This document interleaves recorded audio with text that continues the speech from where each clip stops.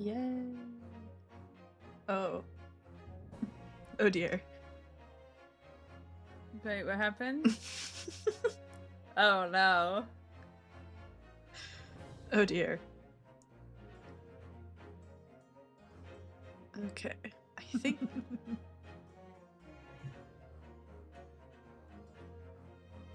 Not allowed for his nighttime stories. this is so sad. Okay, I think it should be good.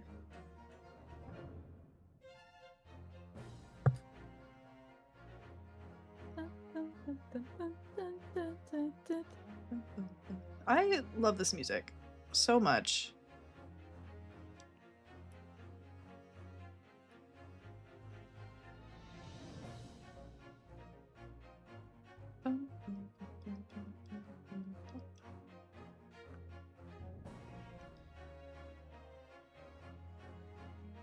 Okay. Yay! Yay. We're so back. Okay. Continue. So what happened? we're calling our guy to the stand Yeah, we're getting an egg here. or something.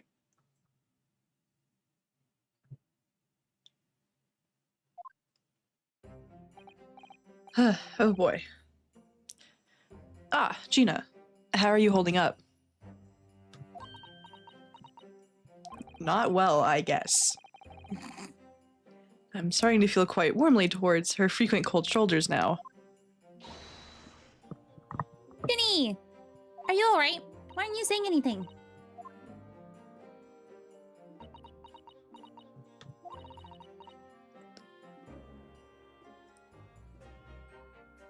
I did her voice a little bit yesterday, but it didn't like lock in. I'm remembering. Hold on. Tapping in. I'm trying. I'm thinking of that one gif. Oh god, the one actress in Wicked where she's like tapping her forehead. I can't think of her name. Oh my god. Cynthia. Yes. Yes.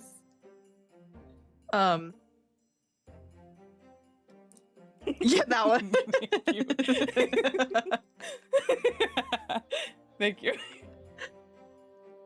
What's the point, eh?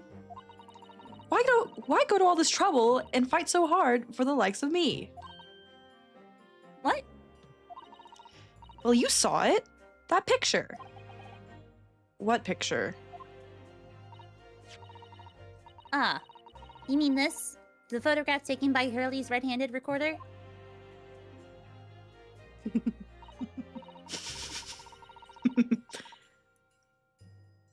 Well, I didn't think it would have captured a scene like this, that's for sure. Why don't you just tell us what happened? Right? It's hopeless. Anyone who sees that, who sees that's gonna think I did it, ain't they? Well, I won't pretend it wasn't a bit of a shock when the prosecution first presented it to the court. Surely oh my goodness. Surely you've got to have your doubts about me now. You can't still think I'm innocent. Of course I can.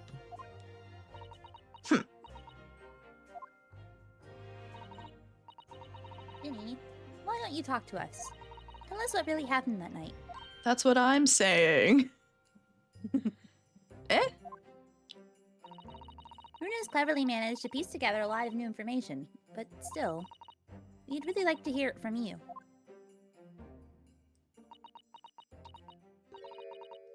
All right then. Me when I slash SRS. Me when I slash SRS. It was after we'd had that dinner together at your place, right, Iris? Then we all had a chat up in your office, didn't we? Yes, I remember.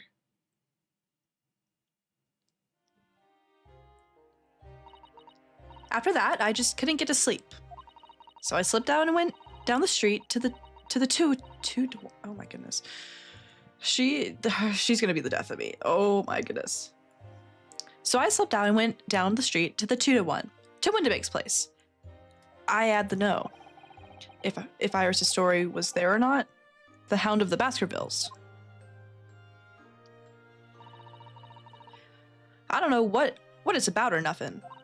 But if you ask me, there's something in it that Sholmes don't like. Something what he don't want people reading. So that's why he lied to Iris about sticking it in. Oh my god, Gina. She's so British. Good. So that's why he lied to Iris about sticking in like with Windibank for safekeeping. This is why we need like Charlie here. Charlie could do this. I clearly can't. Well, no, you've had a role, and I feel like Charlie should have some spotlight. So true. Charlie needs a British role. You already like did so well with the copper, you know. Dear old roly poly. At least that's what I thought at the time. So you broke into Windibank's. I just had to know if it was there or not. I mean, I had no idea all that was gonna kick off, did I? I would hope not. I struck the lock and snuck inside. It was dark as you like in there. So I gave the oil lamp on the counter a bit of wick, and that's when...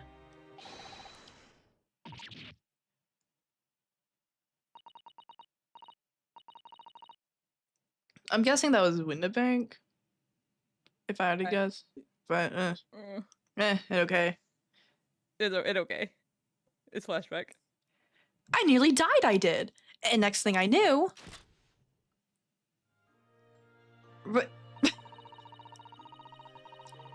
I'd grabbed the gun off the counter and was waving it in the air like, I don't know what.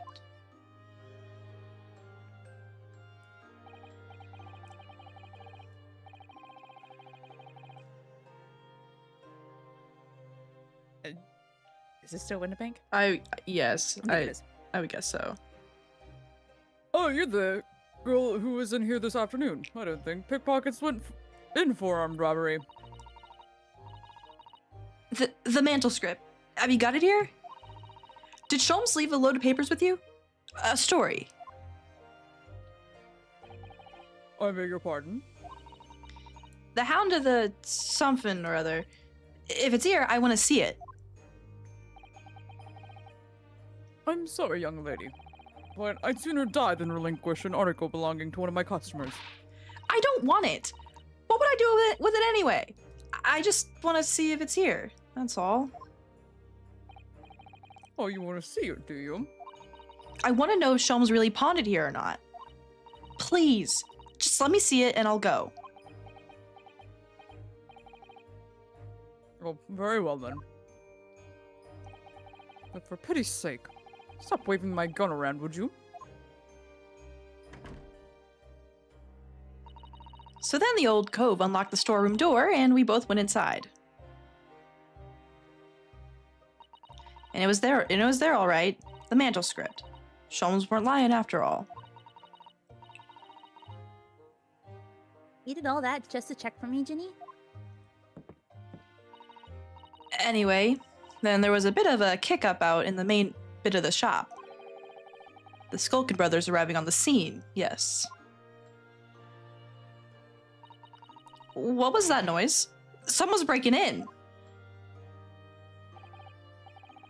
Dear me. Is there some burglars convention here tonight that I don't know about? I think I forgot to shut the door behind me. Sorry. I'd better go and take care of it. Could I possibly have my gun back? Oh, well, I'll come with you and... Now don't be foolish, young girl. You must stay right here. Don't leave this room under any circumstances. And with that, he took the gun out of my hands and walked back out into the shop. I am back in the storeroom, like he said, straining my ears in the dark to hear what was going on. It sounded like they got into a scrap. I started to think I could help, see? So I was just about to go out to the storeroom myself when...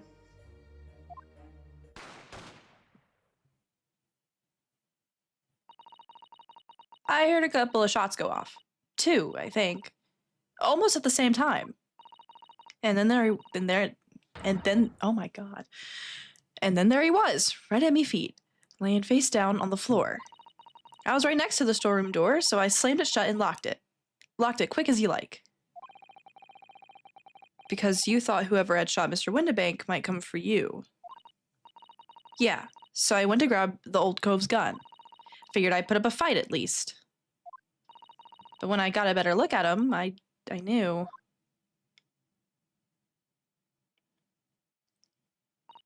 Windibank was a goner.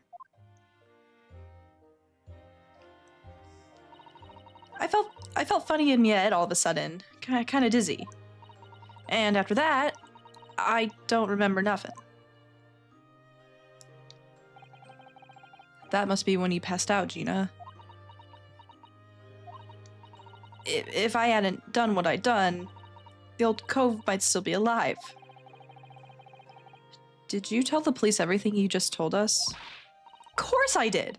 But they didn't believe a word of it, did they? All they said was, if I kept telling lies, it'd make things even worse for me.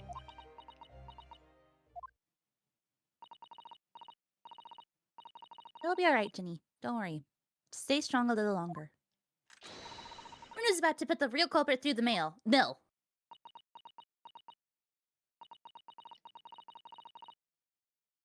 That Kova was in there in the afternoon? That Eggert Benedict.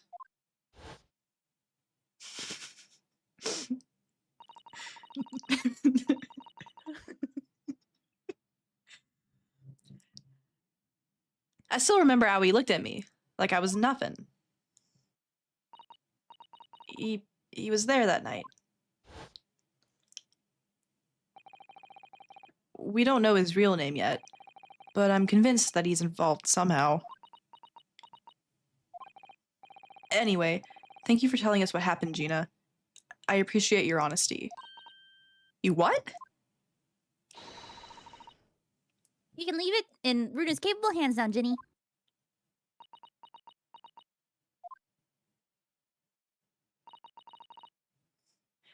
Mr. Nara Odo. Yes? How come you trust me? I don't get it.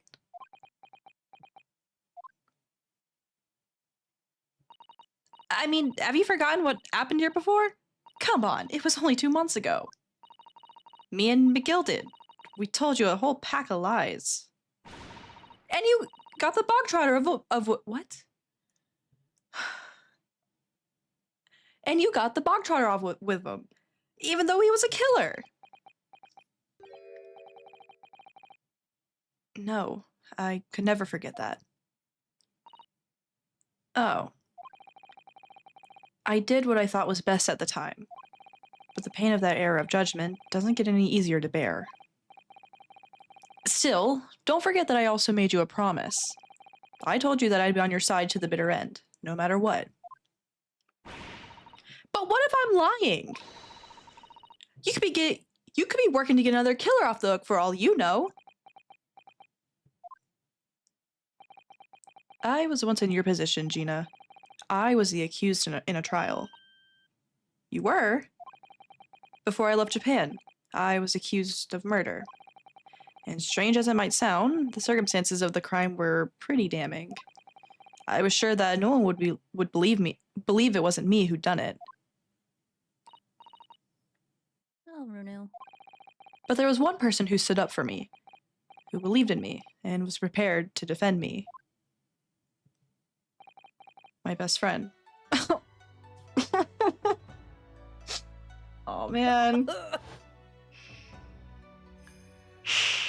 fuck. Ryunosuke, no one believes in you more than I do. Leave this to me. All you need to do is put your faith in me, and I'll do the rest. I was so happy. I cried. But even then, somewhere inside me, I couldn't help thinking, surely he doesn't really believe in me. Not completely. But I was wrong.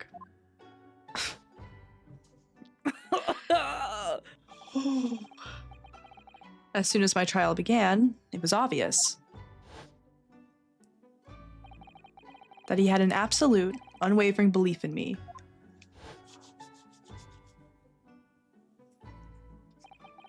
And in turn, I developed an absolute, unwavering belief in him.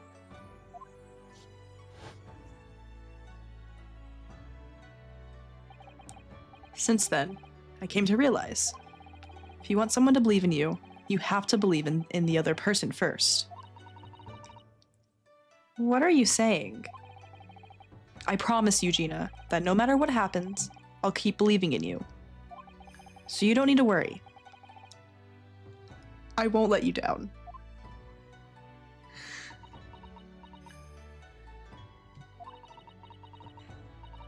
Even though I'm a diver? And a no-good liar?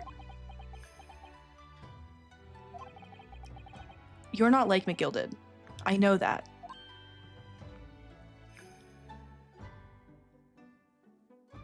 Eh? That's right. You're our friend, Ginny. Iris. We know you better than you think. And we've come to the conclusion that you're someone we can trust. Yes. That's really all we need to know. Exactly. Mr. Naruoto,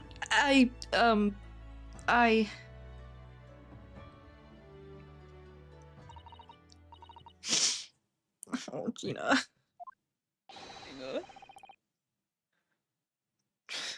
Defendant Gina Lestrade and her legal representative. Court proceedings are about to resume. Please head into the courtroom immediately. Yes, of course. Thank you. Dude. Oh, man. I'd been both a defendant and a defending lawyer in my time, so I knew only too well just how hard it was to put all your faith in another. And I also knew just how hard it was to bear the burden of another putting all their faith in you. This is it at last. The final chapter. The final battle. Until we have to go investigate again. Wish me luck, Susato-san. And I hope you're watching over me too, partner.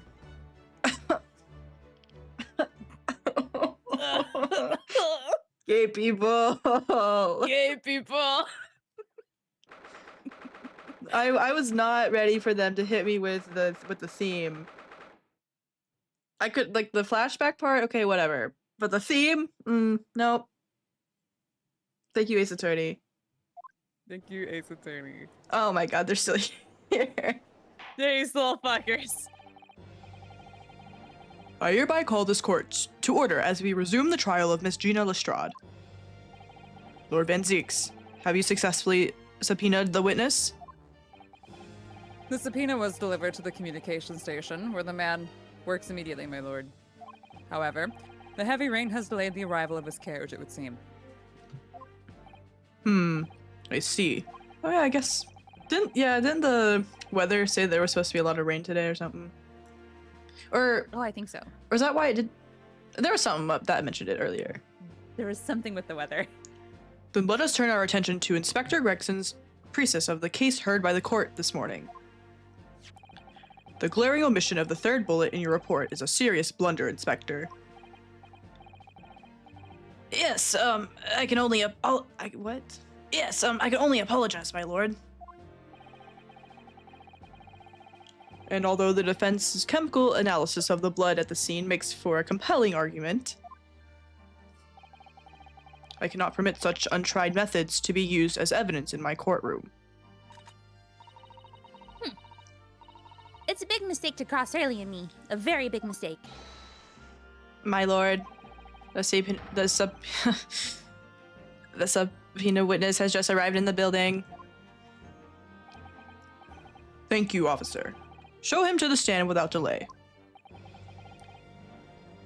Mr. Eggert Benedict. I didn't expect to be crossing paths with him again so soon, and certainly not like this.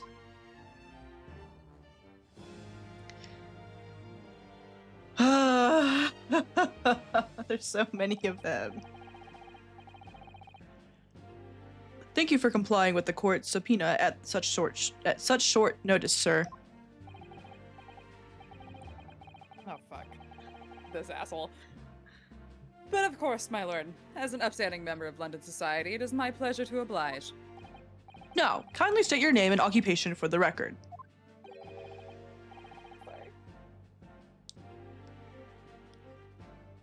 Sorry. Ashley Graydon, Communications Officer.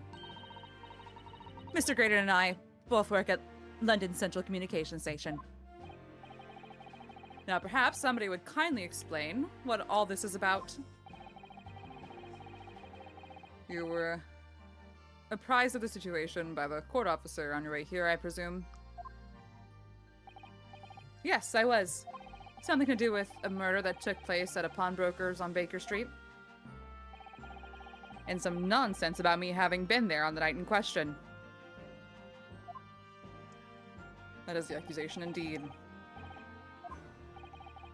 This is really beyond a joke, you know. Very well. Without further delay, the court will hear your testimony now, Mr. Graydon. You will respond to the accusation made against you under oath. The fuck is that? He's gay, Your Honor.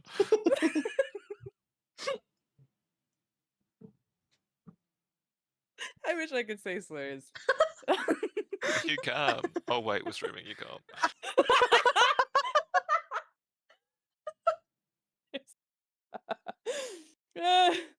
Gladly, my lord, gladly. Can we clip that? Terrible out of context. I hope it doesn't become famous. Let's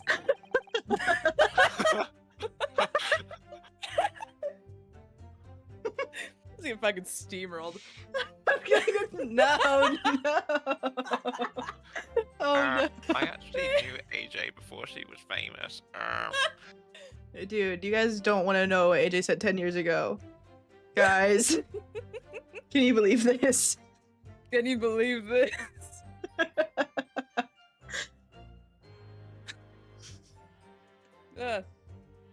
Naturally, I have occasion to make use of pawnbroking services from time to time. But are you seriously suggesting that I colluded with these thugs to break into the place on the night of the murder? I have no intention of admitting to such outrageous accusations. Even if certain parties here present claim that my blood was found at the scene. Some Scaramouche detective homebrewed tincture can hardly be taken as serious evidence. Dude, that's true. That happened to me.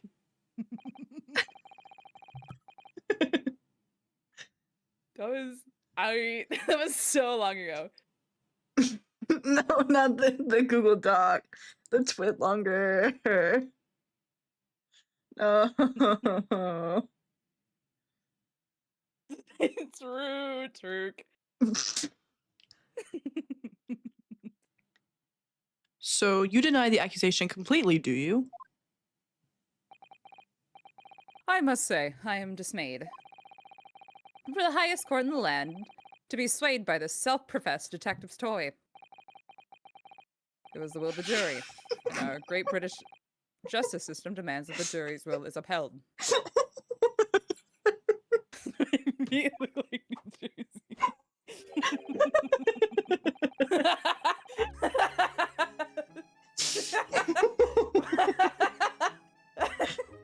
My feet look like New Jersey. Will always be iconic. See, I'm so sorry.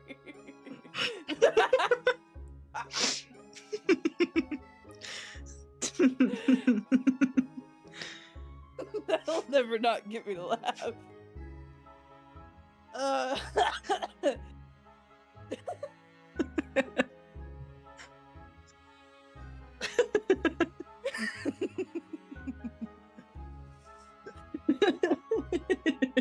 Fuck. Then it would seem we have the misfortune of a most inept assembly of jurors today. By golly. How long am I expected to be detained here? If, following the defense's cross-examination, your involvement in this matter has not been established, you will be free to leave immediately.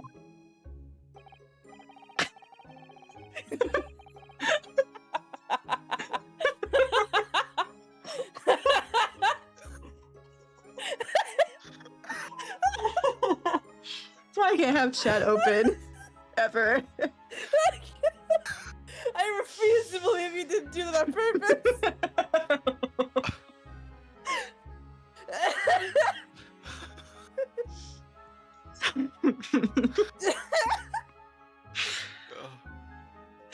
Oh, I just can't look at fucking Discord, dude. I can't look at fucking Eggert Bennett, whatever his name is.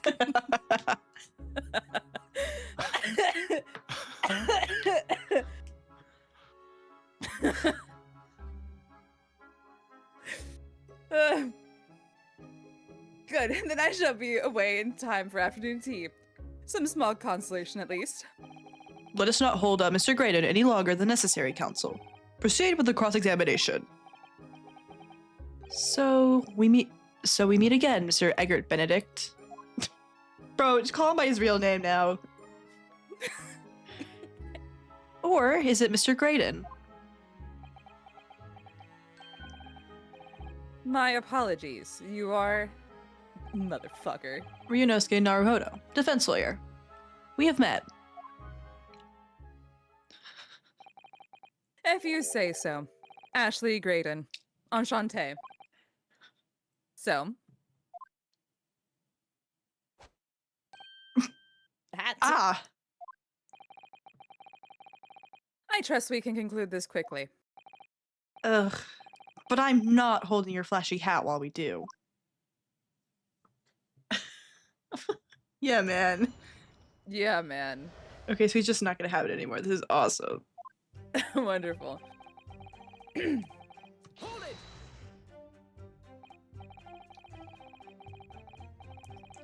Yes, we even met.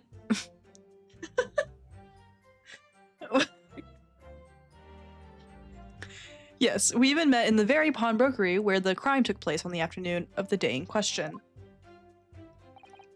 Though, of course, you introduced yourself by a different name at the time. It was Mr. Eggert Benedict, I believe. Tell me, what made you... The witness is here to testify about the events that took place that night. He is under no obligation to answer such unrelated questions. You can't be serious. Thank you, because I certainly do not feel inclined to answer such inappropriate questions. So he's going to be evasive, is he? In an effort not to give anything away. This could be tricky.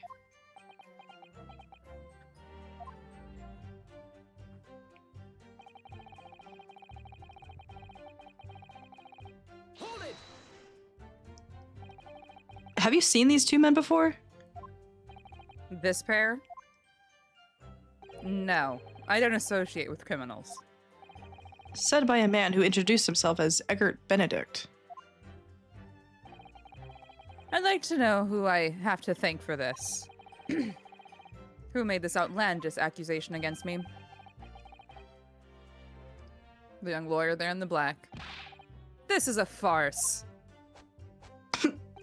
Whose idea was it to permit an outsider to work in a British court anyway? Well, needless to say, I hate this guy. I hate this dude. Where were you at around 1 in the morning on the night in question, sir? I have eggs breakfast.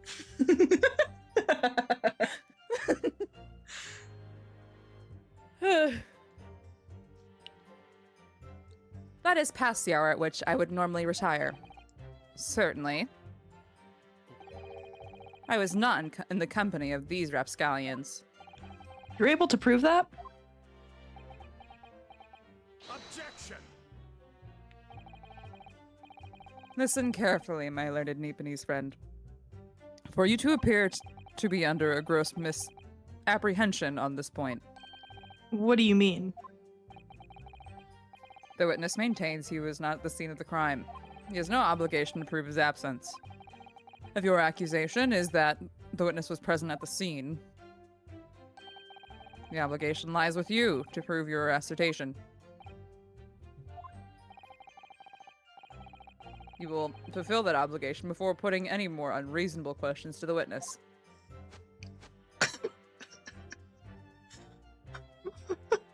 Stupid fucking... Ugh. A silent victory wiggle. Thanks.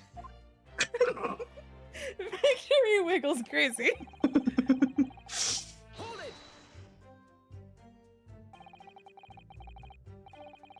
it! Blood was found at the scene of the crime. There's no question of that. Mr. Sholm's chemical analysis has positively identified the substance as such. But I am not the only human to have blood running through my veins, am I? How can you be sure that the blood is mine? It could equally be the blood of one of those two miscreants. Every individual's blood has a slightly different composition, it seems. Mr. Sholm's chemical is able to Spare me the science lesson. Who is this Sholmes character, anyway? different blood samples. Yeah, man.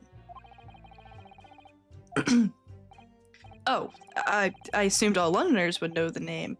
He's a great, a renowned detective. So even you are unable to bring yourself to say great detective. A great detective, you say? Now you're in the realm of fairy tales, are we? Oh. Do we want to look at that? Yeah, so we just pursue. Excuse me. I can't look at Discord. I can't look at Discord.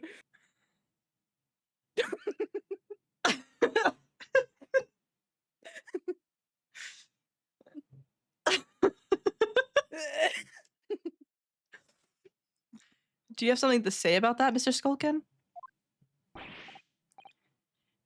What? Me? No, the Mr. Skulkin next to you. Right, I've had it up to here with this. How many times have I got to tell you? Yes, I know. You're not Big Bruv Sulky. Mr. Nash Skulkin. Or blame me, Governor. You what? Is it not the case that when Mr. Graydon just spoke, a thought went through your mind? Would you care to share that thought with the court?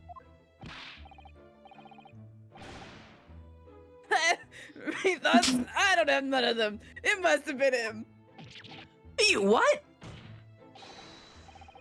Mr. Nash Skulkin, answer the question, please.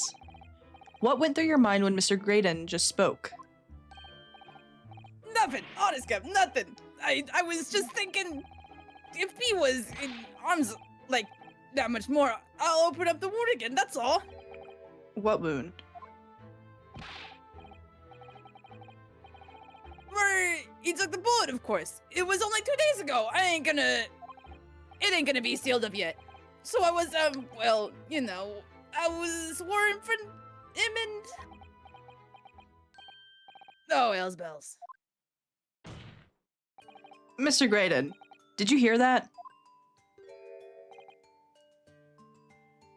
What? Your comrade is worried about you, it seems. On account of your injured arm. My lord. Yes, Mr. Graydon? I have no idea what these two wretches are talking about. Certainly, I shouldn't be expected to answer anything in relation to their mindless insinuations. Bro, what the freak? Bro, I've told you guys about my, the lady beetle problem I've been having in my dorm, right? Oh, do you have more ladybugs? Well, one just fell on my arm. Jump scare. Dude, I literally got rid of like 3 of them like 10 minutes before we started. And now there's 2 more. What? Bro, can you go away? Okay, whatever. We know that someone other than the victim was hit by a bullet at the scene of the crime 2 nights ago. And from the height of the bullet hole in the wall, that person was likely hit in the upper arm, or thereabouts.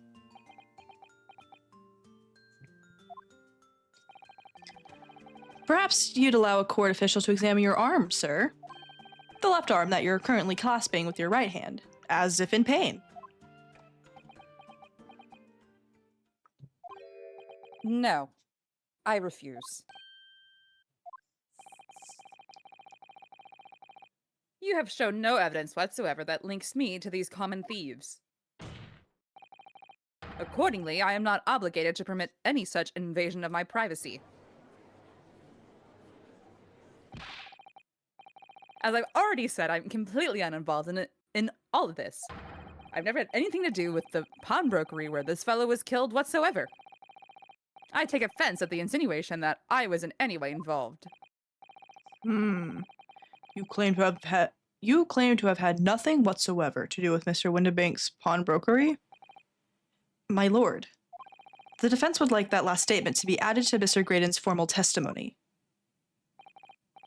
Very well, counsel. Continue with your testimony, Mr. Graydon. Interesting.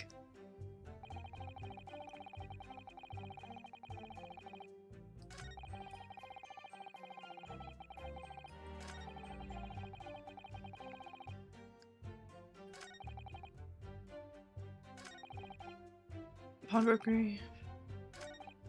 Such a meeting such as... Hold it! I was just trying to see if anything else like looked changed. Okay. Never had anything to do with it? You forget that I was there, Mr. Graydon, on the very afternoon of the incident. Obviously, I'm not a complete stranger to the pawnbrokers. I am currently on the lookout for an armchair to furnish my study. Objection! No, you are there to redeem an article. Is that I have no idea what you're talking about. Oh. Oh, hello, Gregson. Do you want to pursue? Yes. Excuse me. Do you have something to add, Inspector? Come again, Sunshine? You were there too, in fact. You were there too, in fact, weren't you, Inspector? That afternoon. Well, yes, I do remember meeting yourself in the pawnbrokers that afternoon. You, your young Japanese assistant, and the accused were all present, as I recall. And at that time, this witness, Mr. Graydon, was trying to acquire a particular article. Well, now... I'm afraid I don't remember too clearly. Bro, what do you mean? What do you mean? What? But you must. I'm not gonna lie and pretend I remember something that I don't. What's going on here?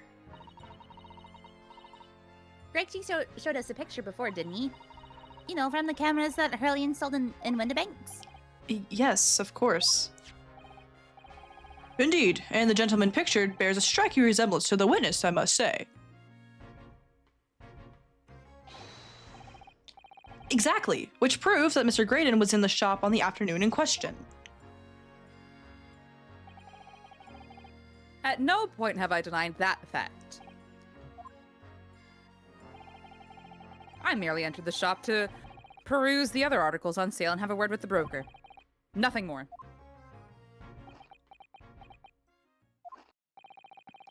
This makes no sense. I understand why Mr. Graydon might be trying to cover his tracks. But why would Gregson be trying to avoid giving testimony about what happened? That's all he's going to say on the matter, is it? What do you think, Bruno? I think he has no intention of telling us anything. He's well aware that the less he says, the less chance he has of giving himself away. The complete opposite of Hurley, then. He seems to think that the more he says, the better. Well, at least I managed to prise a little more information from these witnesses' lips. All thanks to the Skulkin brothers. Yes. They were the key to it, after all. So he says he had nothing to do with Windibanks. Well, we know that's not true. He liked a chip.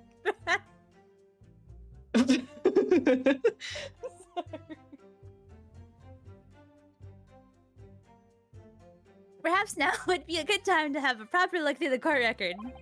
Good idea. You never know what tiny scrap of information could become a valuable weapon. Oh boy. Okay. All right. So what do we got? What? Because we have bullet, pocket, music disc. What are we missing? Naturally, That- I have occasion to make use of pawnbroking services from time to time. But are you seriously suggesting I colluded with these thugs to bring to no intention of making such Mr. Mason.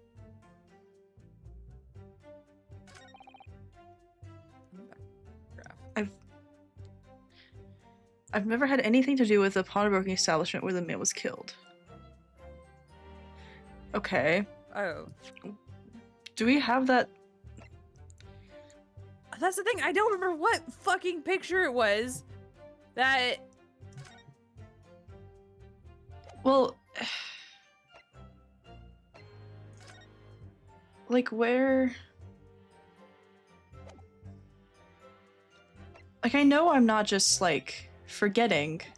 Like I'm not just misremembering. hey, that for statement. It doesn't look like we've pressed the for statement because it's not letting me skip through the dialogue. That's what So I I don't think we've pressed. I was looking through it earlier, and that's why I was like, we can, yeah. We definitely didn't press the for statement. Unless it could have just changed or something. Maybe. Well, let's go through it. Don't forget, sir, that Mr. Herlock Sholmes is the most famous detective in the world. And the most famous detective in the world tells the truth, the whole truth, and nothing but the truth. Hmm? Well, oh no. I can't think how to answer that. I once saw the world's most famous swindler thrown into jail. He allegedly told the whole truth, and nothing but what turned out to be a pack of lies. Ugh. Quite. Now, as you are no doubt aware, the Central Communication Station is the heart of the country's information network. My network there is of paramount importance, and if you have kept me from it for long enough already. Yeah, okay, whatever. So I feel like we're presenting something on this last statement. I don't remember No, what? what. Yeah.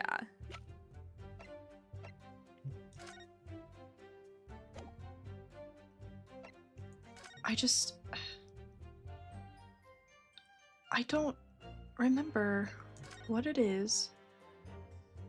What it was Oh, God, that he fucking damn it.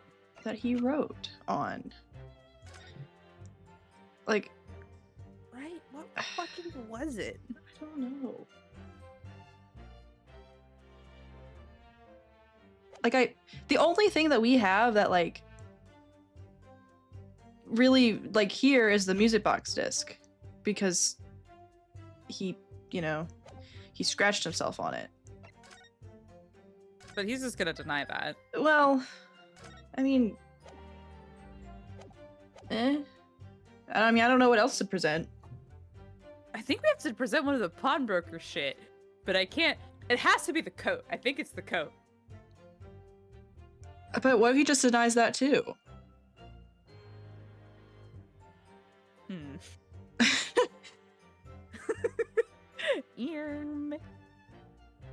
I don't know. I mean, well, because the thing is, we were also like,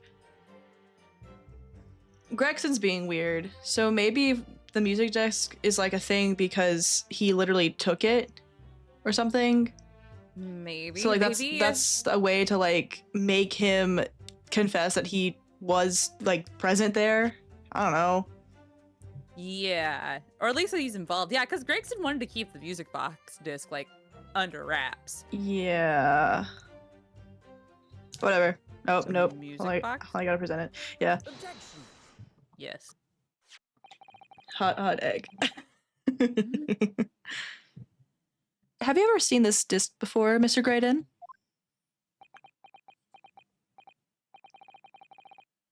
Why? Is it supposed to mean something? This disc was, until the day of his murder, in pawn in Mr. Windibank's shop. It was redeemed by the defendant, Miss Gita Lestrade, that afternoon. However, somebody mysteriously appeared to try to take it from her. And that somebody was you, of course. Wasn't it, Mr. Graydon? As I have reiterated numerous times now, you are mistaken. That was not me. I've never seen that disc before in my life. It may have escaped your notice, but there is a small smear of blood on the disc. Ah, yes, resulting from an abrasion of the thumb, perhaps. That's right. The surface of the disc is covered in hundreds of tiny metal bumps. In the skirmish to acquire the disc, the thumb of the person who tried to take it suffered minor lacerations. So, while the disc bears the remnants of that skirmish in the form of this smear of blood, the thumb of the person in question must bear the remnants also, in the form of a scratch. Good gracious! Indeed it must! Mr. Graydon. You refused to allow a court officer to examine your arm before. Are you now going to refuse to allow us to examine your thumb? Because I have no doubt that it bears a small scratch consistent with the smear of blood on this disc.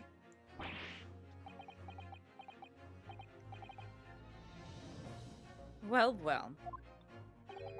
It would seem I underestimated you. What is the meaning of this? So you admit it now? You admit, bless you, you admit you have a scratch on your thumb from when you attempted to take the disc from the defendant? Disc with the Dear God. Order! Order! Well, Mr. Graydon? It would appear there has been something of a misunderstanding here. I did not attempt to take the disc, as you put it. No, quite the reverse. What are you trying to say? It's really quite simple, you see. The disc was mine from the outset. Is there some crime in taking an item that you own at a pawn? Why does he hit the Roblox E2 dance? What? It would seem, Mr. Graydon, that in this piece of evidence, my learned friend has established a link between yourself and the incident. Accordingly, you will tell the court everything you know about the disc now. As you wish. Though I'm quite sure it has nothing whatsoever to do with the pawnbroker's murder.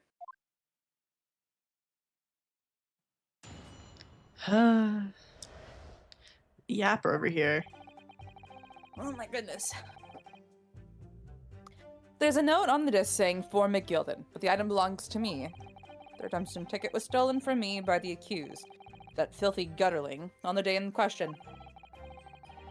I proceeded at once to the shop in order to explain my situation and redeem my article. In the end, of course, the disc was taken by the police.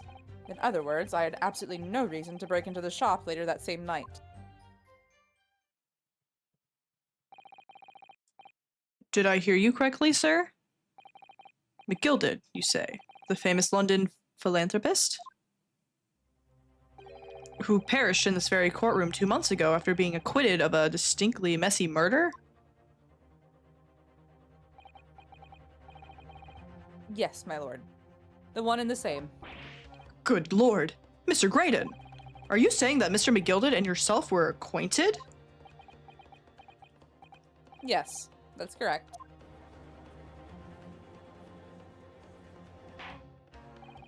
Order! Well, I certainly didn't expect to hear that name uttered here in my courtroom again. According to what Gina told us, this disc was placed in pawn on that fateful night 2 months ago. Gillett himself gave instructions to deposit it at Windibanks. It's funny that Mr. Gregan here is claiming the disc belongs to him, isn't it? In all likelihood, he's lying.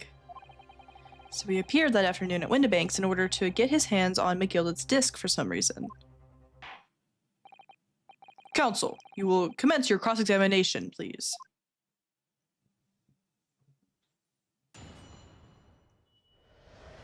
Wow. This is awesome. This is so cool. Hold it! Would you care to explain how this belongs to you?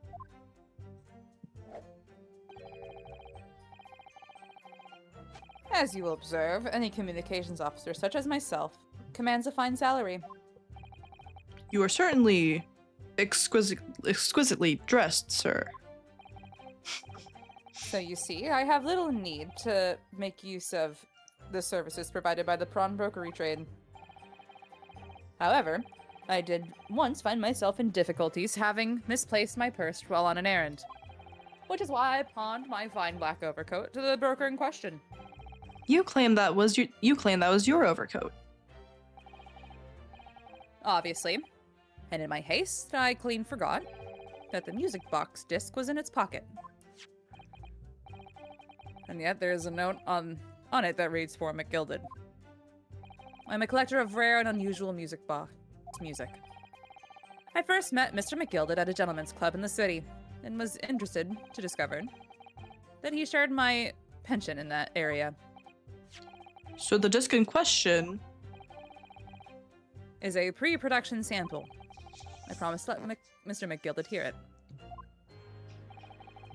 But then you forgot that it was in the pocket of the overcoat you were forced to pawn? Yes, exactly. She didn't mention any of that in her testimony 2 months ago, did she? No, because McGilded had threatened her to keep her mouth shut. Which means that if we dig too deeply here, it's going to expose Gina's perjury. Oh dear. This is complicated, isn't it? Let's leave it alone for the time being. Oh. Hmm. Hold it! So you're saying that Miss Lestrade lifted the ticket from your pocket or bag? That's right. Despite being mindful of danger when walking in the Insalubrious? insalubrious, thank you, areas are kind frequent. Objection! Miss Lestrade did no such thing. Well, of course you would take that stance, for the girl is a regular offender. You came to the pawnbrokery that day prepared with all the information you needed to identify the defendant. You were looking for her. That's what brought you to Windibanks. To get your hands on Mr. McGilded's disc. Objection! Here comes Egg Boy. My learned friend is a veritable font of nonsense. Nonsense. I concur with the prosecution. Bro. Counsel, you will refrain from conjecturing in this way. Is that clear? Yes, my lord. Then I will continue with my testimony for what possible use can be.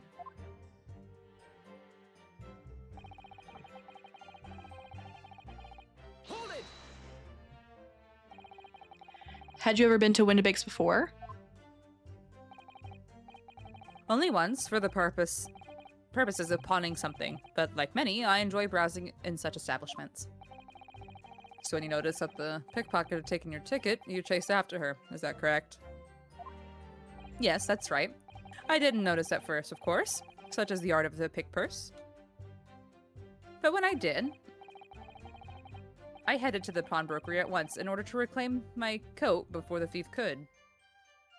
I was merely trying to recover what was rightfully mine in the first place. Ugh, he can say what he likes because he knows we have no evidence to contradict him on this.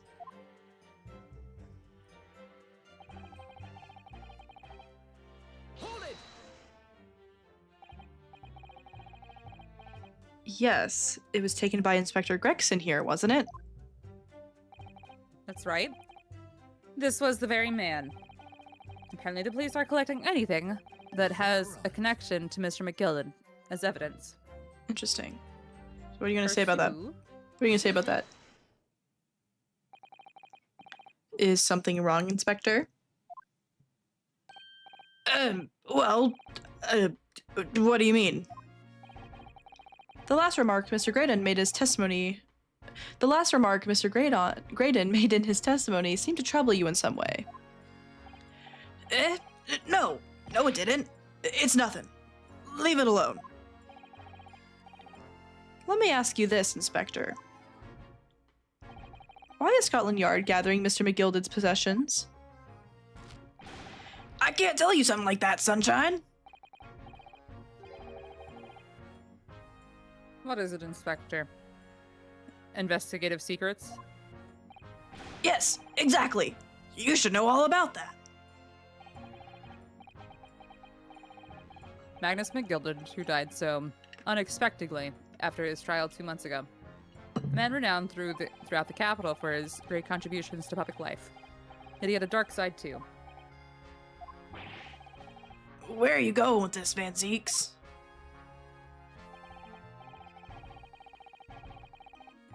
I suppose the police are dealing with the aftermath of his nefarious activities, are they? That's enough. Coppers like me have duties to carry out that we're not at liberty to talk about. That's all you need to know. Duties conferred by Lord Strongheart, I presume. The Lord Chief Justice appears to have great faith in you, Inspector.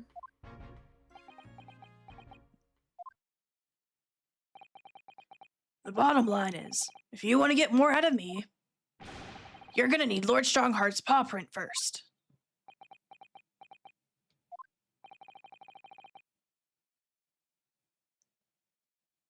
This is so weird.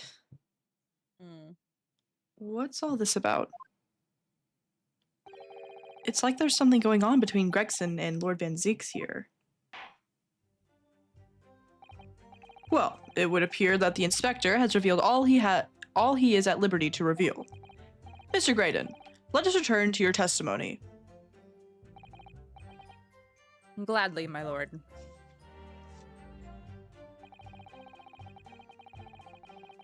Hold it! Oh, fuck! Oh, did you? Ah, hit space again. God damn it. Oops. Oops. Well, I guess we'll wait.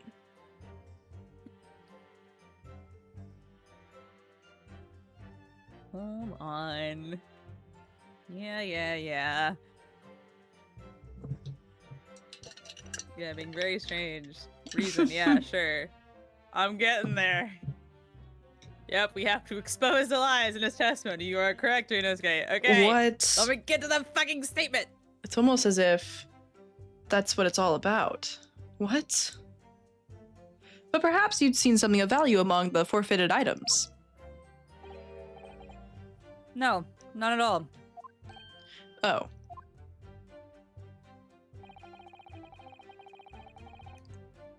A valuer was brought in by the police to assess everything in the shop. Without exception, every article on the shelves was common or garden bric-a-brac. In that case, it's clear that you broke into the shop later that day in order to recover Mr. McGilden's disc. Have you not been listening, man? Even if I had wanted to recover this disc, you may recall that it had been seized by the police earlier that afternoon. There was no more in the shop that night than I. As I keep saying, I simply had no reason to break in. So there was nothing of McGilden's left in the shop that night. Nothing this man might have been after. I wonder if that's really true.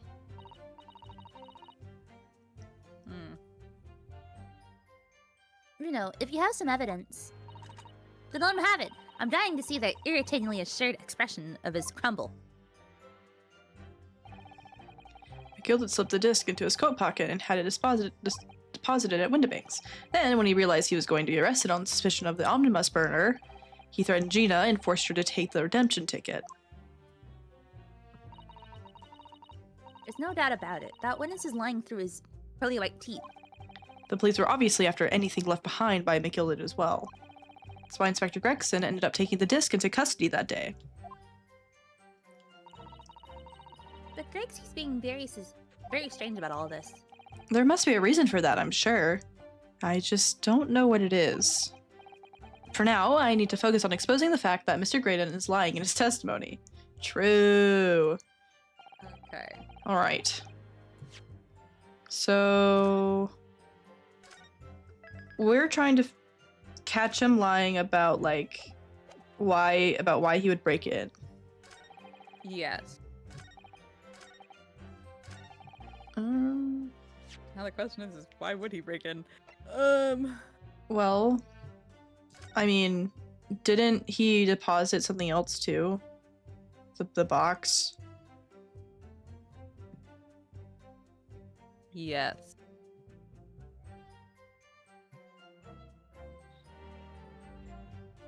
Well. Because this one was McGilded, right? I don't remember. I think it was. I think it was. I think it was. Yeah, because hold on, Because examine. the coat. April 13th. Yeah, so this went on the shelves a few days prior to the murder Yes. because it didn't get collected in time. Yes. Or something like that. So I think Something like that. I think it's just the box. Yes. Oh, hold on, I got it. Let me actually present it Objection. again. This disc was deposited at Windibanks on Magnus McGilded's instructions. You knew that, and you went there with the intention of obtaining it for yourself. Objection. Conjecture again. And in any case, the disc was taken into custody by the police that afternoon. The witness had no reason to visit the pawnbrokery again that night. Objection. Sorry, my learned friend, but that's not true. What? Mr. McGilded had another article in pawn at Windibanks, as this second pawnbroker's ticket proves. I didn't catch. Ugh. There were two articles belonging to Mr. McGilded in Windibanks pawnbrokery, and the reason you broke into the shop that night was to recover the second one. Together with your two accomplices, the Skulkin brothers. Ugh. This is the second ticket, is it? What had the man deposited? The article description reads, one small box. A rather vague description, it seems to me. Are you suggesting that I broke into the pawnbrokery with these clowns in order to steal some trinket box? I believe there are adequate grounds to suspect that you did. This is absurd. Why on earth would I do such a thing? Once the article had been forfeited, I could simply walk into the shop and purchase it. There would be absolutely no need for me to resort to theft. That's a good point. Indeed. The witness makes a solid argument. So that means, for some reason, this Graydon fellow needed the small box that very night, does it? Objection. It's time to put an end to this nonsense, my lord. Could you be a little less cryptic, Lord Van Zeeks? I do hate to ruin my learned friend's argument, but the truth is quite incontrovertible. On the night in question, no small box was taken from Windibank's pawnbrokery. And rest assured, the prosecution can prove it. What? Good gracious! Inspector, show the photographic prints to the court, if you please. Yes, sir. What prints? These prints were taken from one of the detective's security cameras. Ah, Pearlie's red-handed recorders again. As previously, as previously explained using this plan of the shop layout, the victim's establishment was furnished with automatic cameras in 2 locations. One was to capture the counter where Mr. Windibank received his customers, and the other was to capture the shelves on which the articles were placed for sale once forfeited. According to the information on this ticket, McGillet's small box had been forfeited already. 2 days before the incident, at 9 p.m. on 13th April to be precise. Which means it would have been on the shelves of forfeited items in the shop front.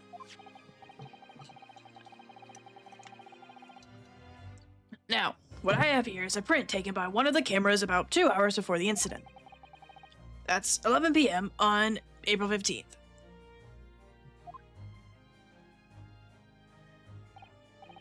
The victim certainly had a very full shop, it would appear. And then here we have another print.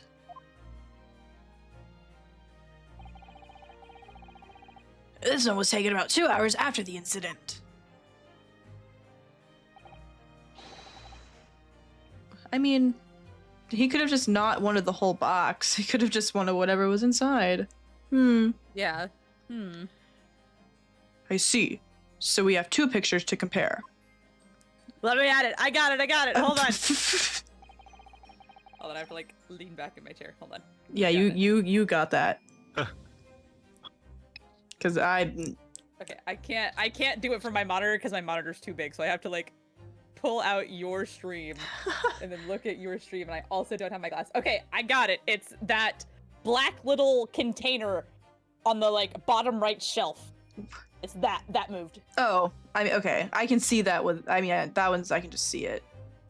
But like, But it's way easier to catch. yeah, I mean, I got it. how, bro? How? I don't understand.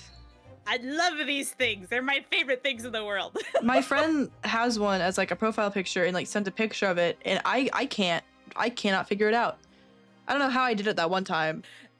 The way I've thought about this more since this conversation, since this like 30-minute long conversation. The best way to describe it is you have to relax your eyes like you're looking further, you know?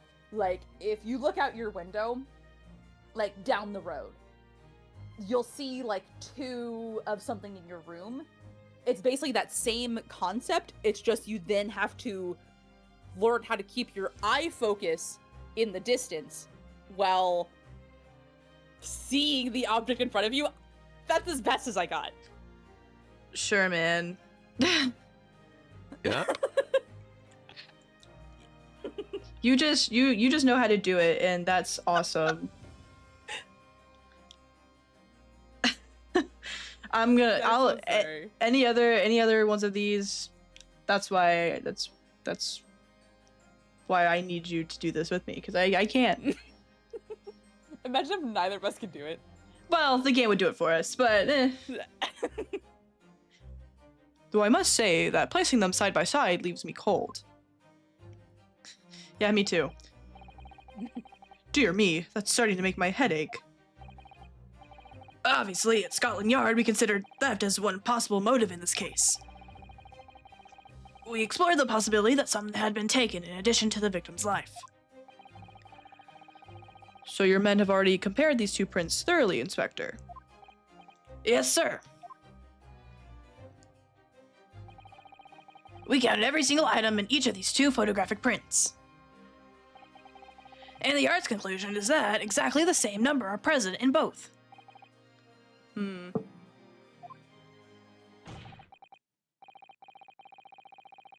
In other words, nothing was taken from the pawnbrokery on the night in question. And my learned friend's assertion is nothing more than a hopeful fantasy. Nuh-uh. I don't believe it. If I could have just shown that he'd stolen If I could have just shown that he'd stolen McGilden's pawn box... I might have been able Victory to wiggle. break him down at last. In a stupid wiggle. You know what, Runu? I've been thinking. I wonder if these two photographs really are exactly the same. What? So, counsel, in the light of the evidence put forward by the prosecution, what is your position? It seems that, in fact, on the night in question, nothing was stolen from the victim's establishment. Do you accept the prosecution's assertion? I don't know. Could there be some hidden discrepancy in these two photographic prints somewhere? Absolutely. Point out the discrepancy.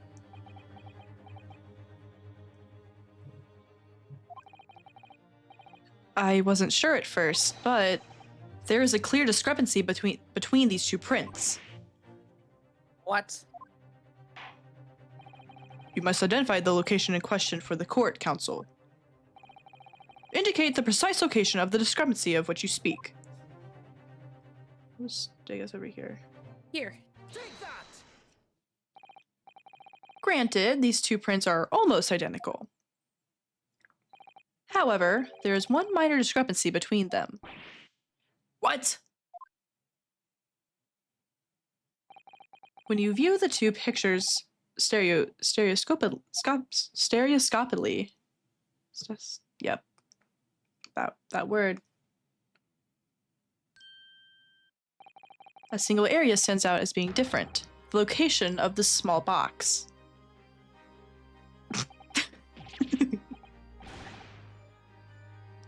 Let me wait. Unbelievable.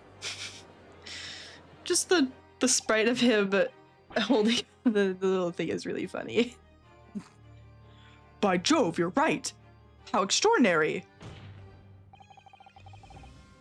What this tells us is very simple. Mr. McGilded's small box was indeed not stolen from Windibanks on the night in question. However, there can be no doubt that somebody picked up this particular box and then returned it to its place on the shelves. Are you suggesting that the small box originally deposited by Mr. McGilded is in fact... Yes, the very same small box I just identified in those photographic prints. Objection! Mindless guesswork. What if it was? So a box was moved on the shelf. Nothing was stolen. Which means, quite simply, that nothing has changed. That may be true, but... Alright, McGilded's box wasn't stolen then. But doesn't the fact that it was moved like that change things? I mean, yeah. It changes everything. I mean,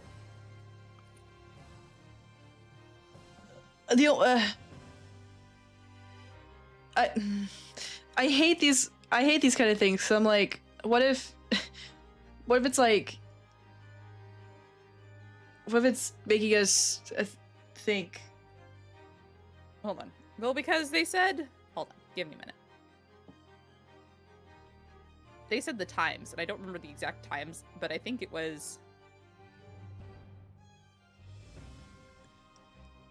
I'm gonna say it changes everything, but I'm Yeah, it changes it. Because one print was taken at 11 p.m. I think they said the night of the murder.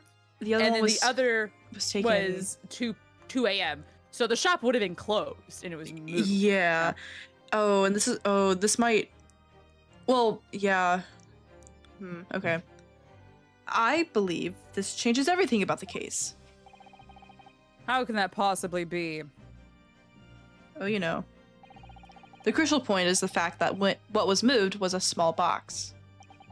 In other words, we have to consider what might have been inside the box. What are you suggesting?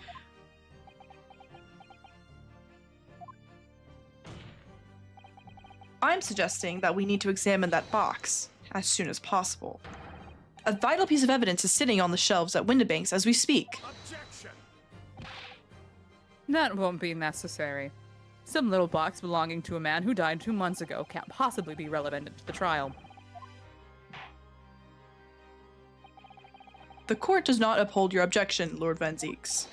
Bailiff, arrange for an officer to go to Baker Street at once. Obtain the small box in question and bring it back here for further examination.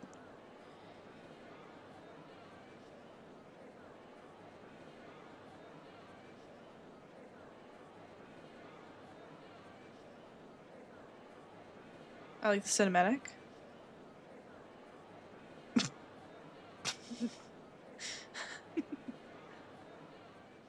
They should have did the Skulkin brothers just for comedic effect. Just for fun.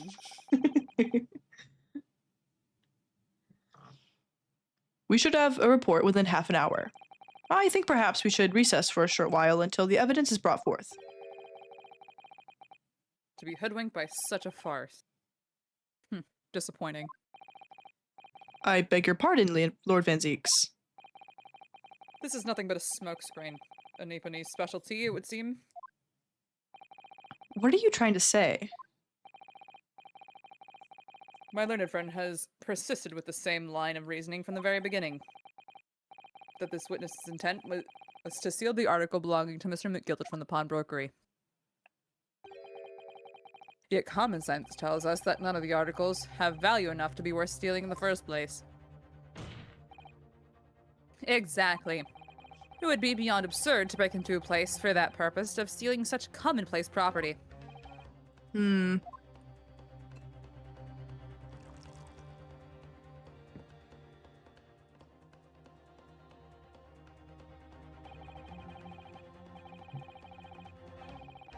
If your lordship recalls, Mr. McGillet had perished 2 months ago, immediately after the conclusion of this trial. A trial in which he was found not guilty. A trial in which it was established he was the upstanding member of society his reputation implied, in fact. So I propose a toast to my learned friend and his most insightful defense. The article is this upstanding member of society pawned were entirely ordinary. A black overcoat that just happened to have a music box disc in one of its pockets, and a small box. I assure you, I wouldn't accept even if the man tried to make a gift of such things to me. You know, that does make a rather lot of sense. It's not as if it were gold or jewels, is it? The goodness, Mr. McGildet was rich enough, but you can't deposit cash at a pawnbrokery. I'm quite certain of that. Yeah, man. Yeah, man. The prosecution's argument is undeniably compelling. It is incumbent on the defense now to bolster its argument. To explain what possible significance these commonplace articles pawned by this fine citizen could have. Well, counsel, is your argument in fact demonstratable? Are you able to show proof that the disc or the box are in any tangible way related to this case? Well, What's the matter, Unum? We know that they're related, don't we?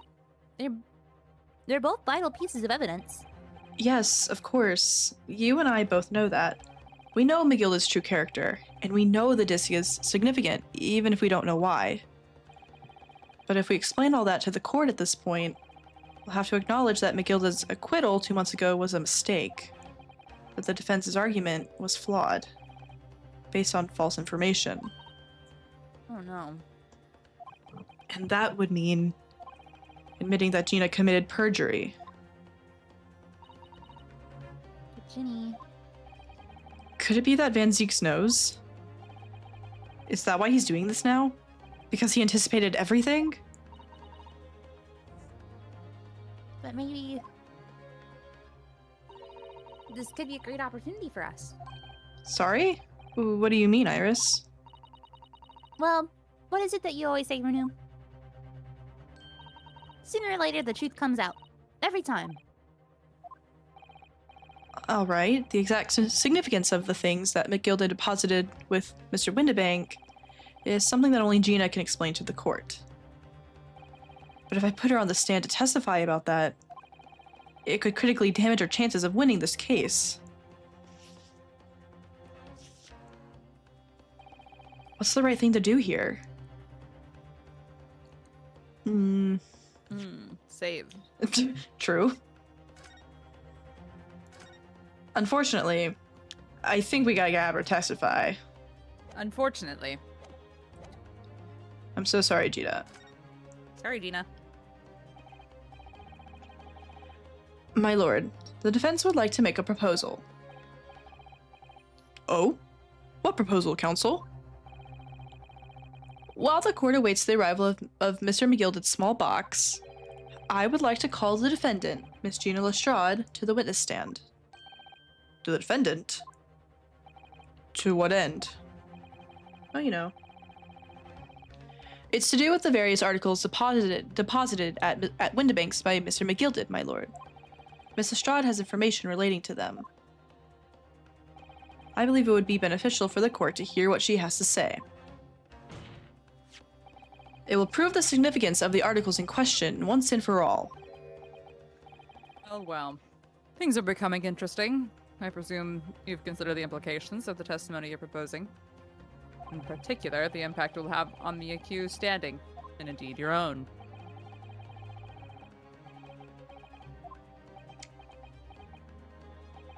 I have. Lord Van Zeeks, would you care to explain that last remark? No. The prosecution accepts the defense's proposal. I move to interrupt the cross-examination of the current witness and hear from the accused herself. Very well, if you have no objection.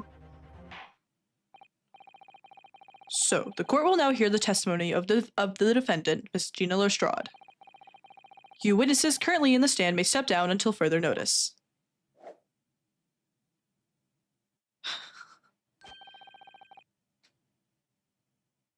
Then I shall bid you good day. Wait. You, sir, shall remain in the stand while Miss Lestrade testifies. As you wish. All right then, Gina, it's time. I know this will be hard, but please, put your faith in me here. Good luck, Renew.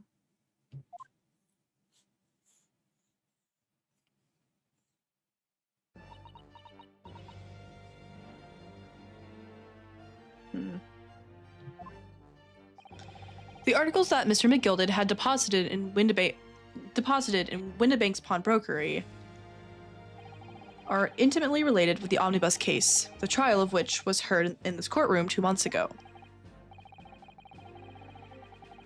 Yes, and I remember this young lady being brought before me in that trial as well. That's right, my lord. Her testimony helped to establish the innocence of the defendant, Mr. McGilded.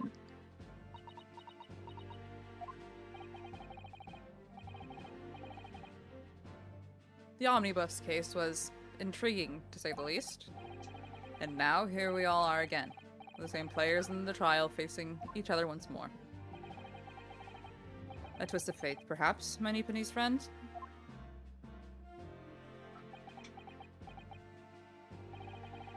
Allow me to recap the events of 2 months ago. An old brickmaker was stabbed to death in an omnibus running along London's winter streets. Apart from the victim, there was only one other person in the carriage, Mr. McGilded. Naturally, he was the prime suspect for the murder. But as the trial progressed, another possibility emerged. That the murder in fact took place above the defendant's head on the roof deck, with the body then being dropped through the skylight into the carriage below. It was Miss Lestrade whose testimony brought that possibility to light. At the time of the incident, Miss Lestrade was concealed under a seat in the carriage, hoping to pick the pockets of unsuspecting passengers. Then, immediately after the trial, having been acquitted of the murder, Mr. McGilded died in this very courtroom, in the most extraordinary of circumstances.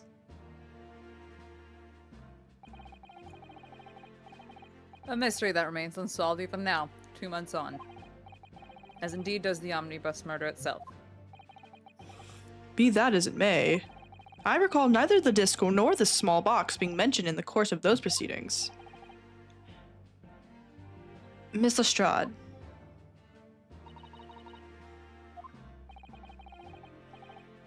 Would you tell the court now, please? What really happened in the omnibus 2 months ago, I mean?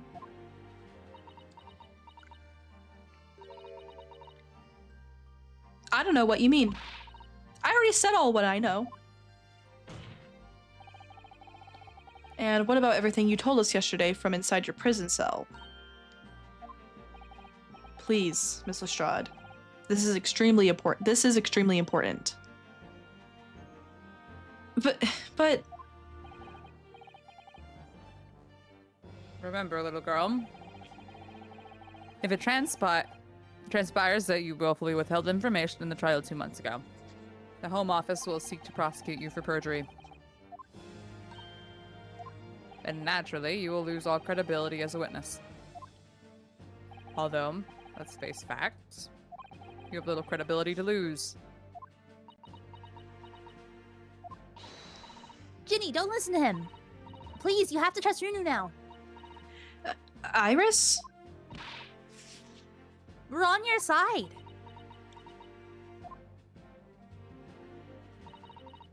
All right then. I'll talk. It's the right choice, Gina. Well, it would seem that my learned friend is hell-bent on bringing the entire courtroom down about his ears. So be it. I must confess that I'm struggling to understand what on earth is happening here. However, it would appear that Mr. McGilden's pawn articles and that extraordinary case of the omnibus harbor secrets of which we have been hitherto unaware. So, Miss Lestrade, you will now give your testimony before the court about the events of 2 months ago. You will reveal the truth, a commodity sorely lacking in your original statements. This is it then. Everything's going to come out.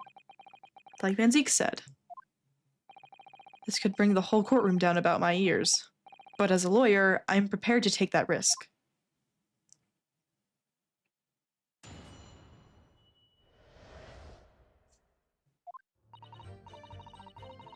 Oh boy.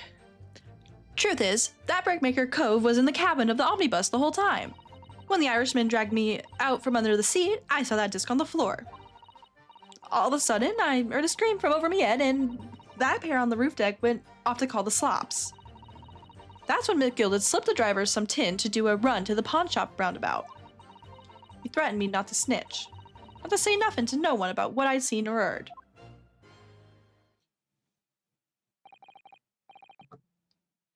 Good grief, this is outrageous. What you've just told the court bears almost no resemblance to your testimony 2 months ago. As you say, my lord. Then there's every chance may have adjudicated an error in McGilded's trial. Sounds very much to me as if the man deliberately deceived this court in an effort to cover up the most wicked of schemes. Without doubt, your lordship is correct. A great injustice was done in this courtroom 2 months ago. The actions of the accused in that trial, of this witness, and of my learned friend are entirely inexcusable.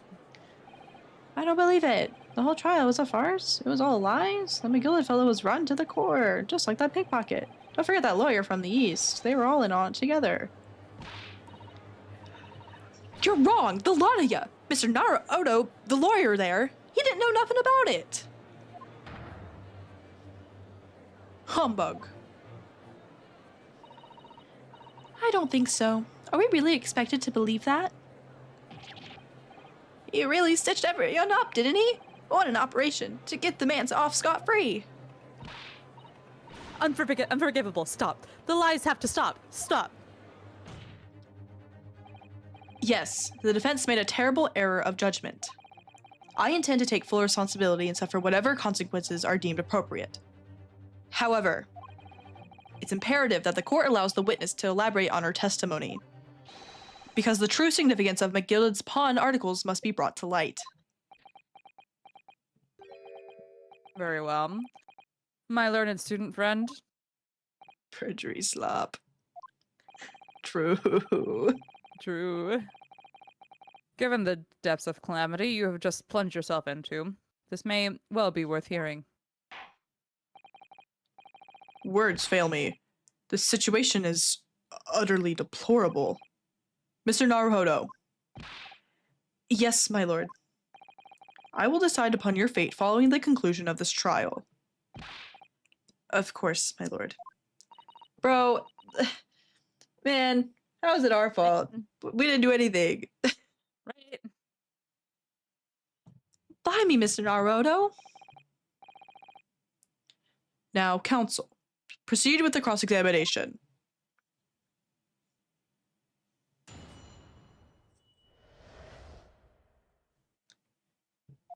Oh, what are they doing?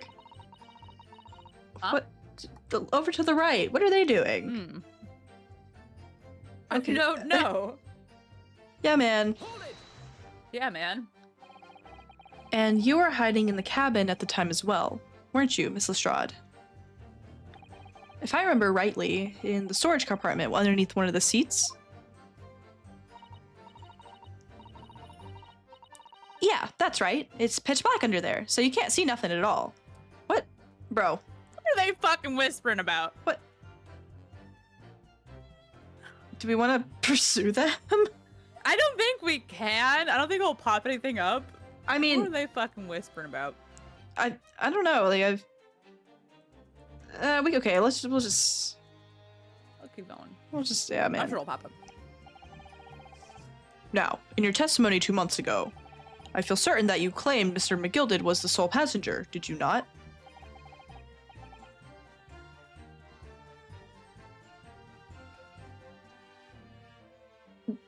False testimony, my lord.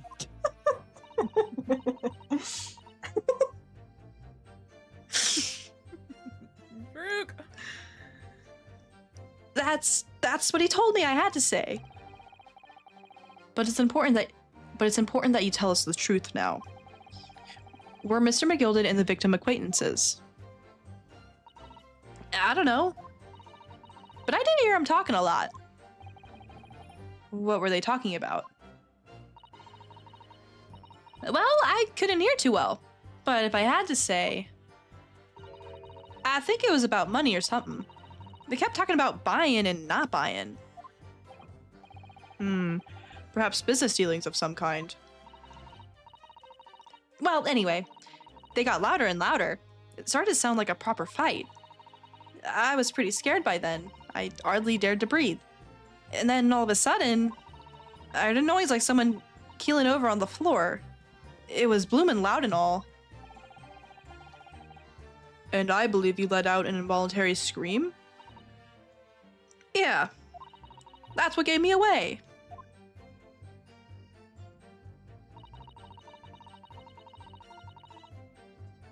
Hold it! Was the disc you saw this disc? Yeah, I reckon it probably was. It was right next to the cove lying on the floor. Could this disc have belonged to the victim, perhaps? I don't know, but McGilded picked it up pretty smartish. And then he sat on the cove with the knife in his belly up on the seat. What did he say to you at that time? He told me not to say a word about what I'd seen or heard to no one. About the disc and all. I was dead scared. The way he was looking at me, I thought if I didn't go along with it, I'd get stuck with that knife too. Then he started asking me a load of questions. Like what my name was and where I lived in that. He asked me about being a diver too. But after a while, what had happened in the carriage was noticed. Yeah, that's right. First there was a kind of a rapping noise.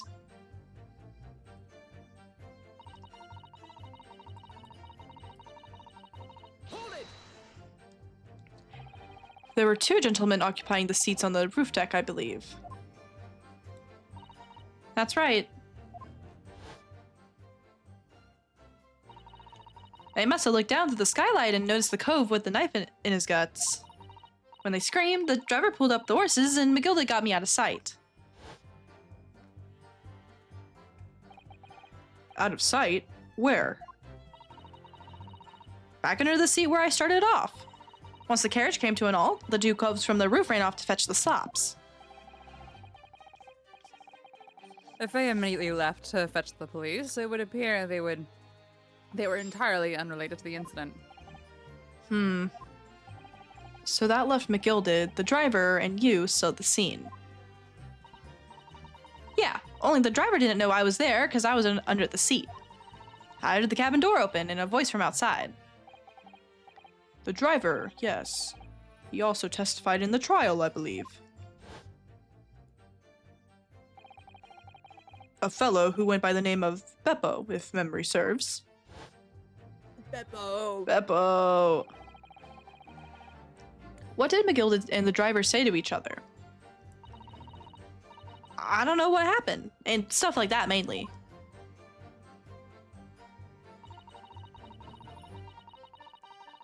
Hold it! That pawn shop obviously being Windibanks on Baker Street. Just a moment, Counsel. Do you mean to tell me that the driver gave false testimony in that trial as well? Perhaps the excursion to the pawnbrokery slipped his mind when he went to the stand. Indeed, Lord Van Zeeks. McGilded took off his coat and gave it to the driver. Folded it up, all careful-like, before I handed it over. When I saw him do that, I remember thinking, that coat and what's in it has got to be worth a few bob. Yes, Gina was sure the disc must be worth more than Mr. Windibank was suggesting, wasn't she? I remember her quibbling with him over the price that afternoon at the pawnbrokery. The driver looked pretty happy when McGilded flashed some brass in his face. He went running off at a lick. Then the bogtrotter called to me and told me to come out from the drag's cabin.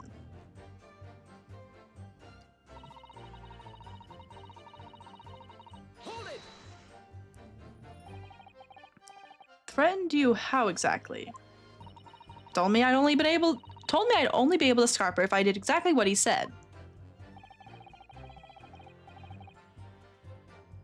Which included giving false testimony in court 2 months ago. Yeah, that's it. And there was one other thing he said. Which was? Told me I'd have to hang on to the ticket from the pawn shop and make sure not to lose it. The ticket? Well, I never. Said that if he didn't show up to get the ticket off me before 2 months passed, I had to go to the pawn shop and pay the money to keep it in lug, to stop it being forfeited. He left me with some brass to pay for it. But really, why on earth would Mr. McGillid have done such a thing? Depositing his overcoat with a pawnbroker before the arrival of the police, it makes no sense at all. There would seem to be only one logical explanation, my lord. What McGilded had the driver deposit at Windibanks was something he didn't want the police to see. Something very important that he needed to hide at all costs. Anyway, after that, he let me go, so I legged it before the coppers showed up. Well done, Gina. It can't have been easy to tell the truth like that. Jenny's really putting her faith in you, Bruno. Yes, and to thank her, she'll have to face a charge of perjury once this trial's over. So I need to use the time we have now to get as much information out of her as possible. It's time to really go for it. Push on every statement. I suppose I should, or at least I thought I did. I thought we did. Oh, and another thing. What's that? I think we need to pursue them. Okay. Take a look at those two. Isn't it strange that they've been whispering to each other the entire time? Yes, that is strange. It looks like they're having a secret discussion about something. I'm not sure I'm completely comfortable with that. I wonder if there's anything I can do about it. I wonder. Okay, I guess. Do you just want to do it on the first statement? Yeah, we'll just. Yeah, we'll press Like, this. What are you two whispering about? What are y'all doing? Yep, yep, you were hiding, yep, Yep. Mhm. Okay. Okay, Excuse me. what are y'all doing? Ah! Ah! Pursue. Is there something you'd like to share with the court, Inspector Gregson and Mr. Graydon?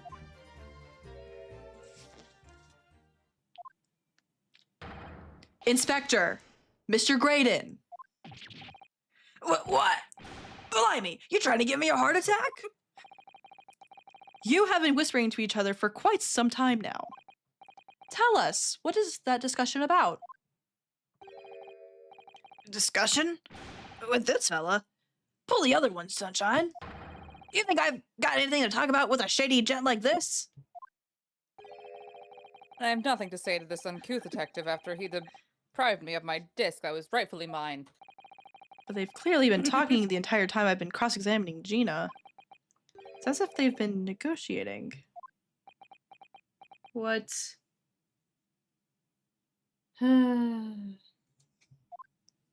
What do you mean negotiating? Negotiating what? Right? Thank you, Miss Lestrade. Thank you, Counsel. I've heard enough. I believe we now have a reasonable understanding of what actually transpired on the omnibus. It would appear that on that night 2 months ago, a negotiation was taking place on the omnibus. A negotiation concerning this disc. However, matters did not run smoothly. When the parties involved began to quarrel over price, McGilded took what he wanted by force, at the expense of the other man's life. Which proves my point. The disc is clearly extremely valuable in some way. Although I don't understand why as yet.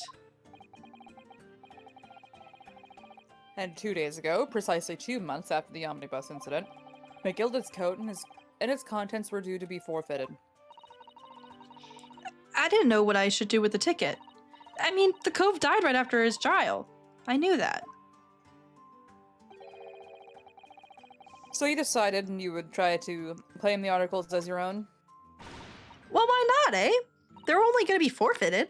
Why shouldn't I have got them? Anyway, you can't blame me for thinking about it. Thinking ain't no crime. Miss Lestrade, it would appear Mr. McGilded was prepared to kill in order to take possession of this disc.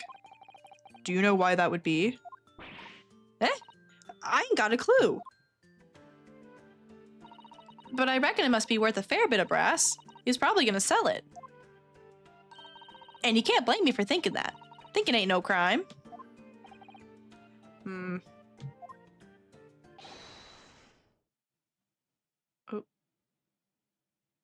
Oh, the bailiff. Oh, bailiff. My lord. The evidence your lordship requested has been located and is ready for the court's inspection, sir. Fine, boom.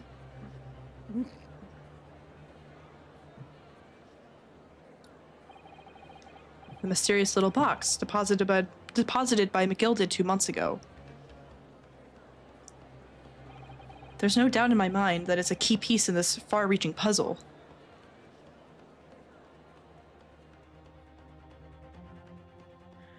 To be continued! Oh my goodness. Oh my goodness! Holy moly. Holy moly. Wow. Trial part 4 Wow. is kind of crazy. Never-ending trial. Never-ending trial. Do we have more after this? At the knower? Do you have more after this? Like, yeah, do we have more after the Do we have, trial? another and like a Let me check. okay. I believe this is the last part of the game. Okay. Let me just hashtag spoilers. Oh. I just want to know if it would be worth just finishing it, or if it's like we will have more after.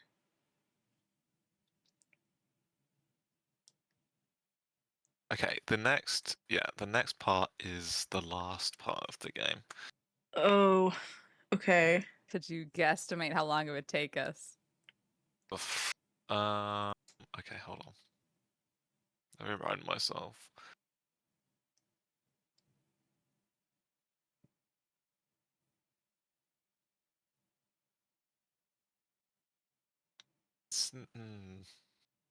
I don't like that. I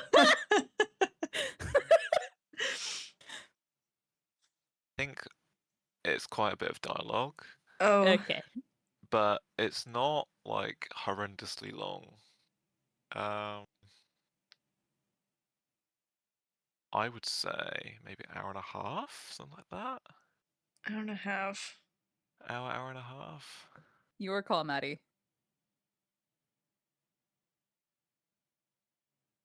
Oh, I'm thinking.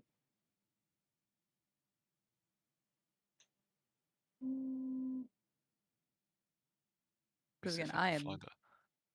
I'm gonna find a YouTube video of this and see how long it takes them to play it.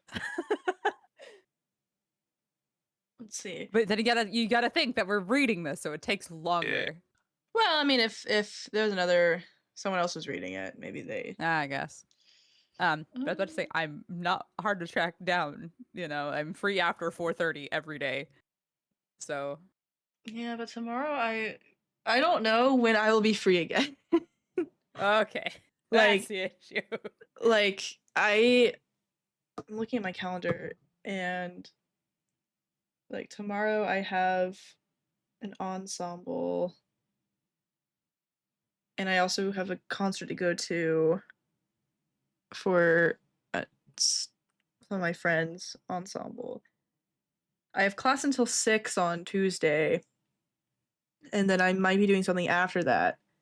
Wednesday, I have a recital to go to on Wednesday. On Thursday, I have class until 6. Friday, I don't know. Saturday, Sunday. We'll see what Vince comes up with time wise.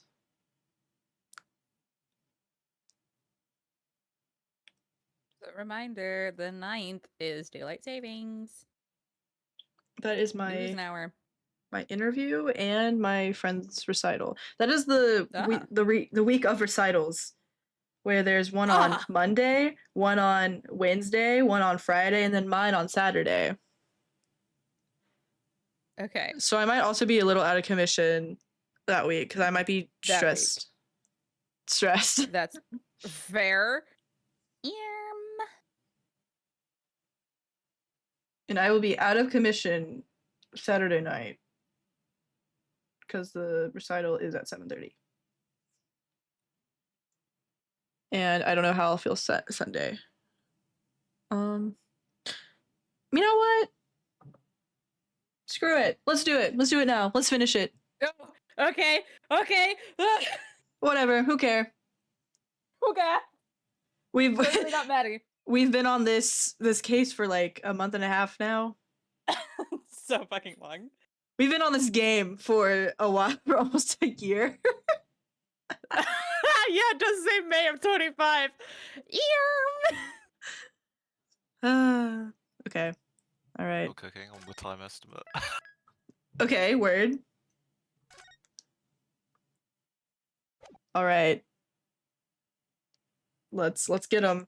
Let's figure out what happened in here. Oh, the box.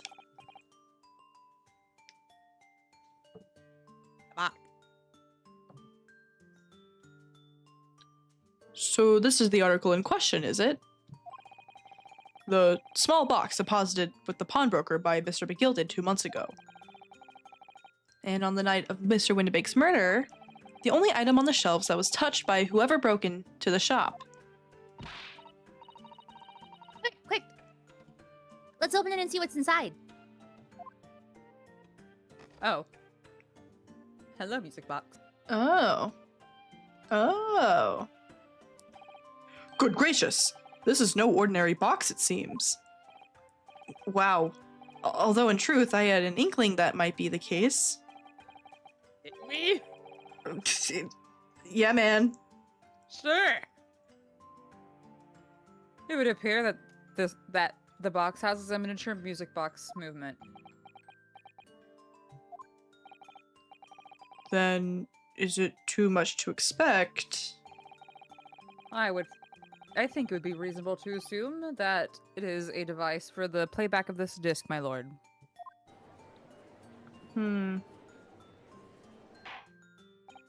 So here we have the means to play back Mr. McGilded's disc, deposited at Windibanks at much the same time. Not strictly correct, my lord. It was not McGilded's disc. It was the disc of his victim in the omnibus.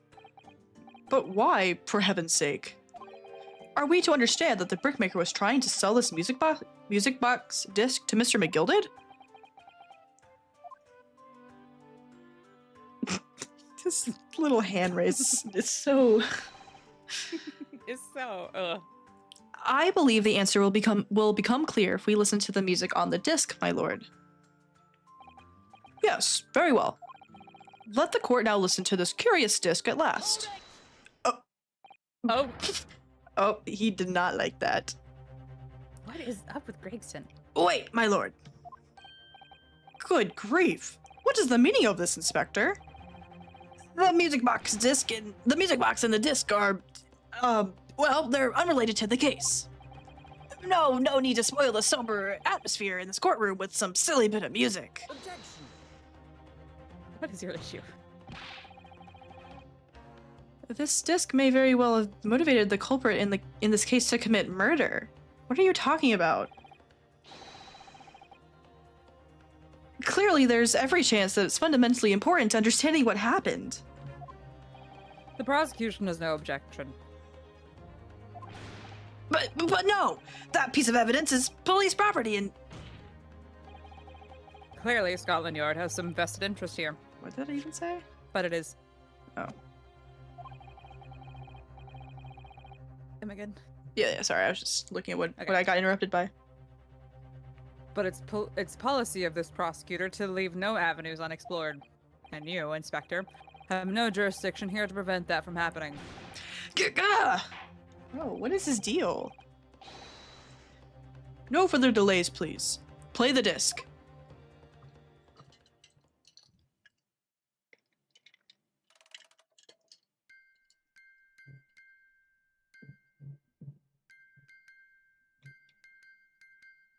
That's Morse code. Oh, Fuck! yeah. Don't make me do Morse code! No! Oh yeah, bars. Why is the... Why did they keep the note on there? We'll see. Oh yeah, I love this song. It's good. What on earth? That's certainly not what I would call music. No. It's just the same note playing over and over again in an irregular sequence. Oh.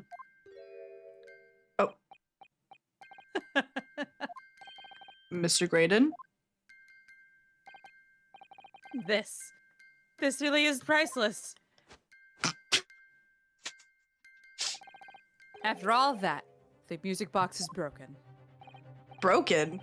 It can't be, can it? Well, obviously. In fact, I wouldn't be surprised if the officer sent to fetch it didn't drop it on the way back to the courtroom. Well, with much regret, I feel the court must accept that this music box offers little in way of clues. Are you ready to move on, counsel? Come on. Yes, alright, it does sound as though it's completely broken, but is it? Could this music emanating from the music box possibly be a new clue? Oh yeah. I wonder. Let's ruminate on it for like 2 minutes while I BRB really quickly. Vince, are you being for real? I'm so sorry. My stomach hurts so bad. No, not, you're good. Vince, are you... Is that real?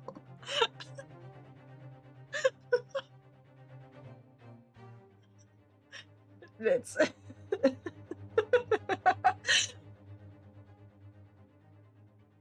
Vince. How do you get 3 hours? How do you get 1.5 from 3? Well, I didn't quite remember how long some of these sections were. when you write out like the beats of what happens, it doesn't look like that much on paper. It just takes them a long time. Oh my god, it's 3 hours without talking. And then you said, dude, I'm so goated at my guessing, and then you're not. Look, it's like 1.5 hours, but just add 3 hours. Oh, the 1.5 hours. You got that from us talking. Right, I get it. So Okay. true. Oh. 1.5 hours with a big star.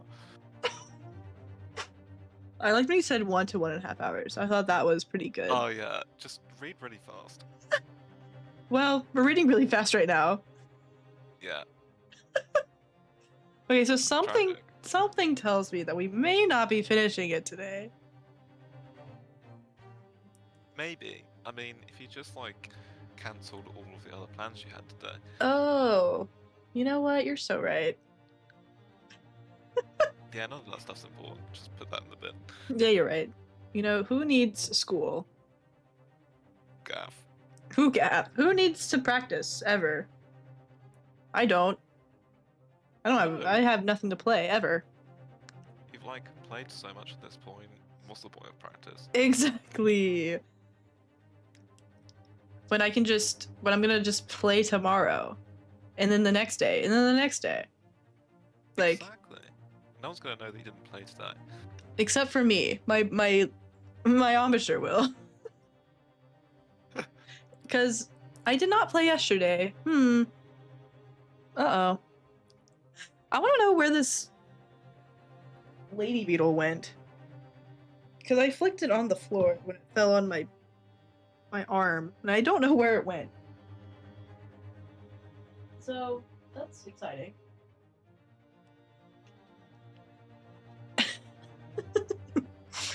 This is... Yeah, I just forgot how much stuff there is.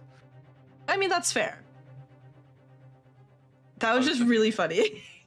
I was looking at the strategy wiki, right? Because obviously they do a really good walkthrough. Uh-huh.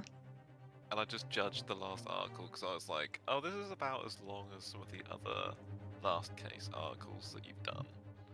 Oh. And when you've got to like the final sections, it's kind of been about an hour and a half. So I was like, yeah, that looks about right. And then I just looked at the video and I was like, oh my god. Dude. This is awesome. I was also just I looked at at my Oh. phone and I saw I got an email and I was like, what does this mean? What? It's awesome. Everything's just so awesome. It's awesome and cool. Wow, from the hit movie, the Lego movie. It'll be fine. Well, you haven't seen the Lego movie? No, I What? don't think I'm the target demographic. Okay, well, we're gonna watch the Lego movie. Sidetrack. What did I come back to? Vince has never seen the Lego movie. Can you believe this? What? That's what I'm saying. What? I think it was a more popular thing in America. Yeah, Don't that's quote me on fair. that. But I was not the demographic. Also, AJ, I've horribly lied. I looked it up, and someone's walkthrough that is no commentary. It's 3 hours for this part. Wonderful. So I don't think we are finishing this Not tonight. finishing it tonight. Gulp. Also Just in after- news, Oh god, what's the news? AJ has found a new food item on the checklist that does not agree after surgery. Oh, what monster? And horribly, no, it is coffee and donut. Oh, Do not agree. Well, I mean, I wasn't really surprised. I'm not really surprised. I'm sad. What's the donut? It was a few donuts. Oh, Was it like 1.5 hours of donuts? Or was it like 3 hours of donuts? Well, I had them this morning, and then I continued to snack on them just moments ago. And it was my vanilla long john, my maple donut, and then strawberry and sprinkles. Do not agree with the Sonic. That's so sad. This is the first food item I've had problems with. Dude, I've had large calzones perfectly fine. Fucking donuts, that's too much. I hate it here. Not miserable. I can't have donuts. Anyway. Well, I mean, What about this horrible revelation? Now that I've committed perjury. I mean, we could probably honestly like once There's we probably like another like break. well, I don't know. I mean, it's probably going to be more like we have to stop before a cross examination or something. Yeah. So We'll figure it out. it'll be fine. Oh, goodness. Goodness gracious. I believe that it could be relevant, my lord.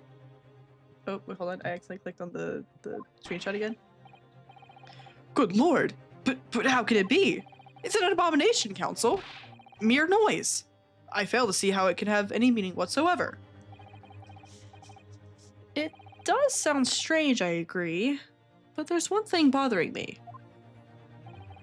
While Graydon stands there chortling victoriously,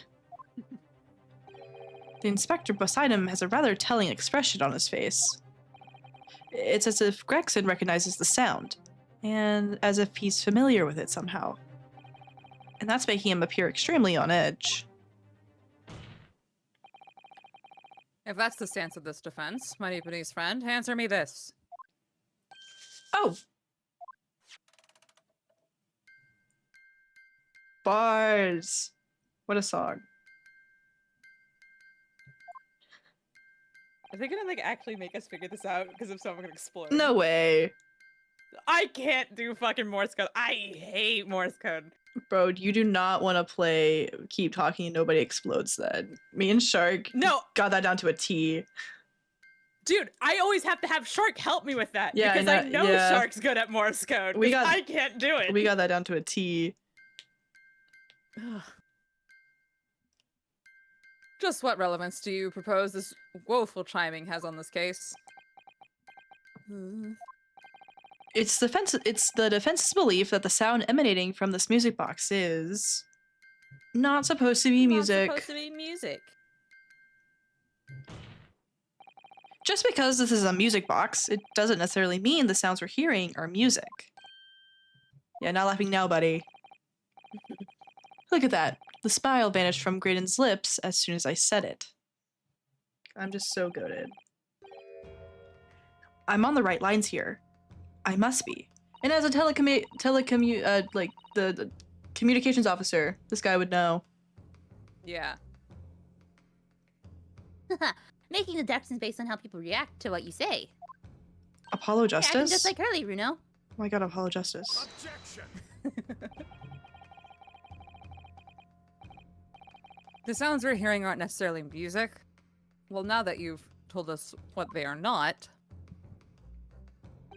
I'm sure the court would like to hear what they are. Do enlighten us, my Japanese friend. Well, Surely you have an idea in mind, because if not, it'll be the death of your ill-informed argument. Exactly. The music box is clearly broken. Refusing to accept that fact is pure foolishness. they've got me. I don't know what the answer is. Yet.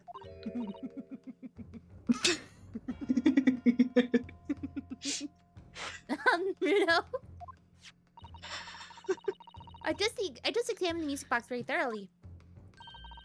And I'm fairly certain that this is not broken at all. Really? Whew. Really?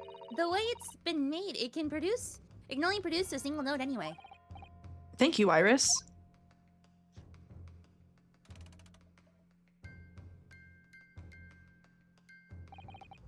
Alright. Well, if the music box isn't broken, it must mean that the sound it's producing has some significance that isn't musical.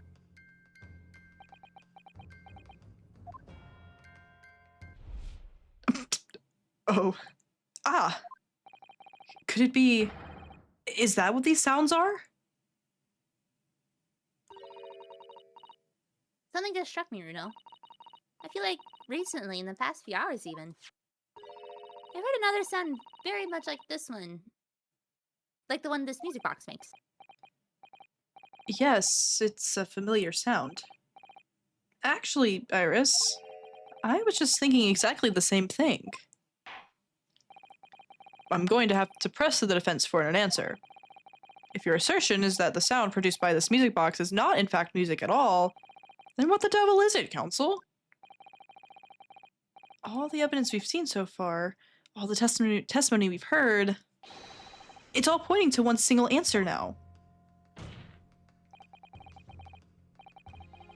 The prosecution demands that my learned Nipponese friend present proof now.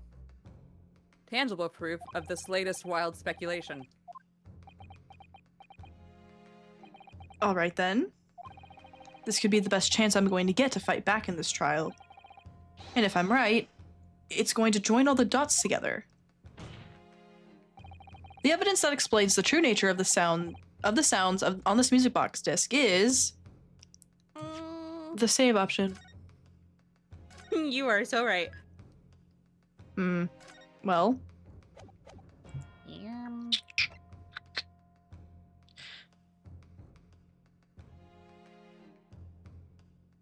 What the fuck is the answer? What do they want from us? this morning's paper, which contains an article about government secrets being leaked to foreign agencies. How curious.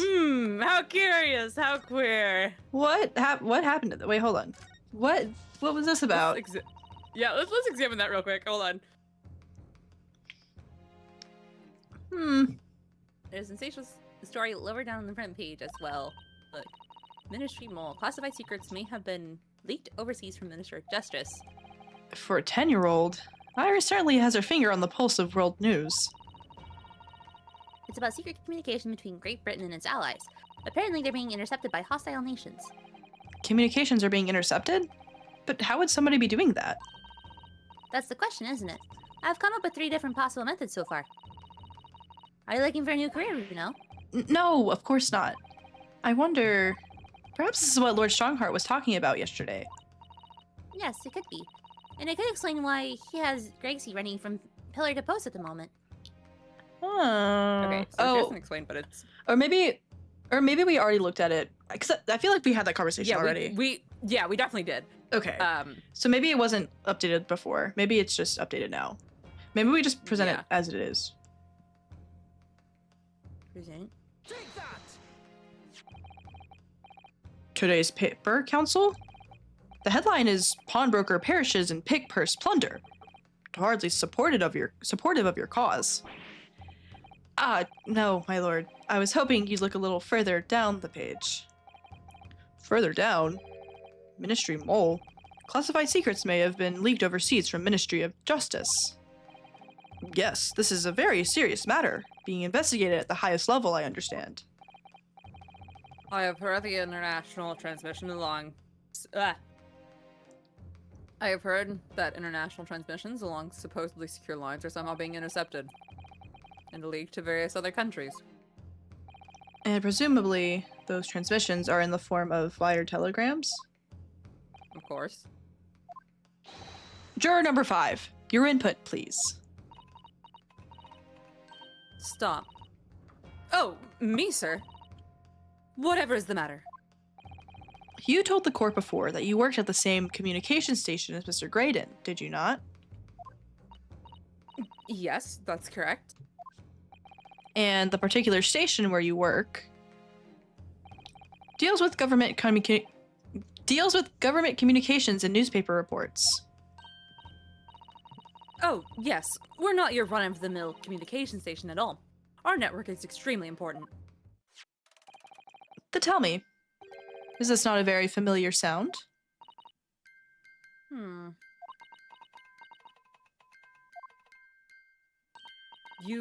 You don't mean to say... Is it... That's right, madam.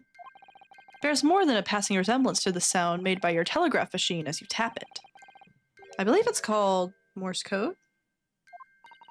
But I don't believe it.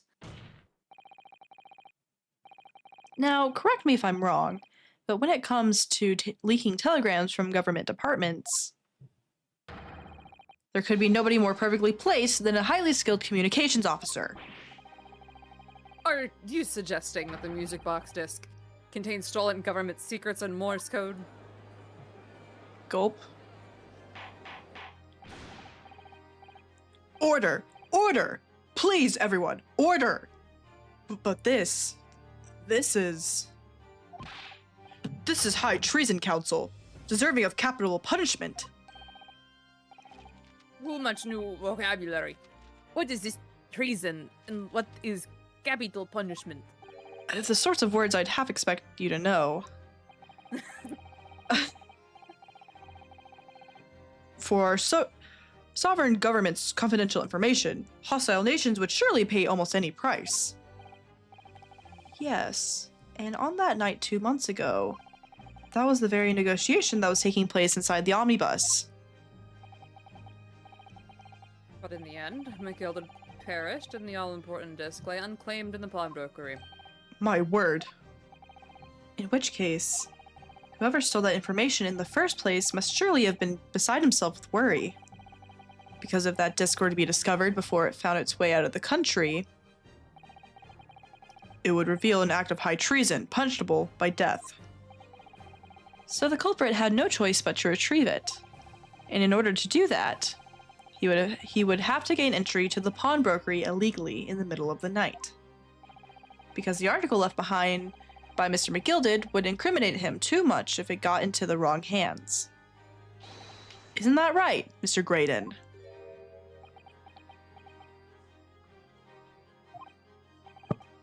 You think I've been stealing government secrets? Preposterous. Absolutely preposterous. So, in response to the defense's accusation, you claim complete innocence, do you? Well, of course I do.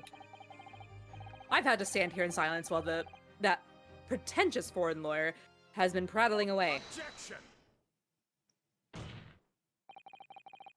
Then by all means, counter the charges, sir. The prosecution demands that the witness testifies in response to the accusations brought in by the defense. Delighted, I'm sure. The witness is reminded that the crime under scrutiny in this trial is the murder of the pawnbroker, Mr. Windibank. That being a most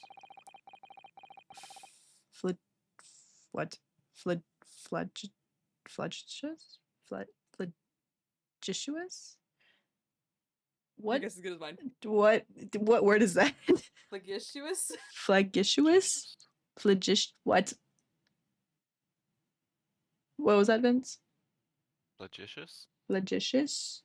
Flagitious? Sure, man. Yep. That being a most flagitious offense for which the law of this land sanctions a capital punishment. But the heinous act of high treason is no less serious a crime.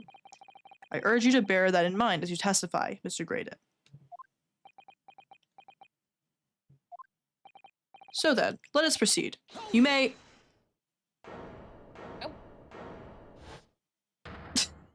Jackson? Oh, no. Hello? You gotta let us have a rabid porker, Governor. We got things to say. Not these two again. I beg your pardon? Who do you think you are? Name's Jas Skulkin. Occupation is professional baddie. Name's Ringo Skulkin, but we ain't baddies enough to sell out our motherland. That's right. We're what they call The three Skulkin brothers. Not this again. not these two again. Bad timing, fellas. Very bad timing. I love them. Talking about fucking high treason. Ugh, I love them. I cannot lie. I think they're really silly. they're silly. Just goddamn it, guys, not right now. Well, do you want to call it right here then? Right before the testimony.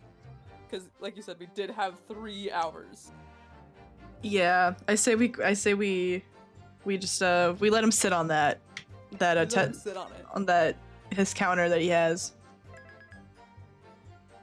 It's high treason. High treason. This is just so goofy. You know, out of all the turns I thought this case would take, it definitely was not treason. Not that one. Yeah. You know?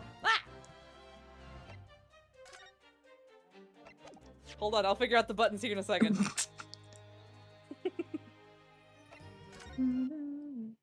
Wow. Can you believe it? Wow. Not, it's okay. That was really funny. Okay, what I does mean- what does this word mean? 2-hour stream, but we're gonna have to clip most of it. Well, there's some clips in there that we definitely gotta have.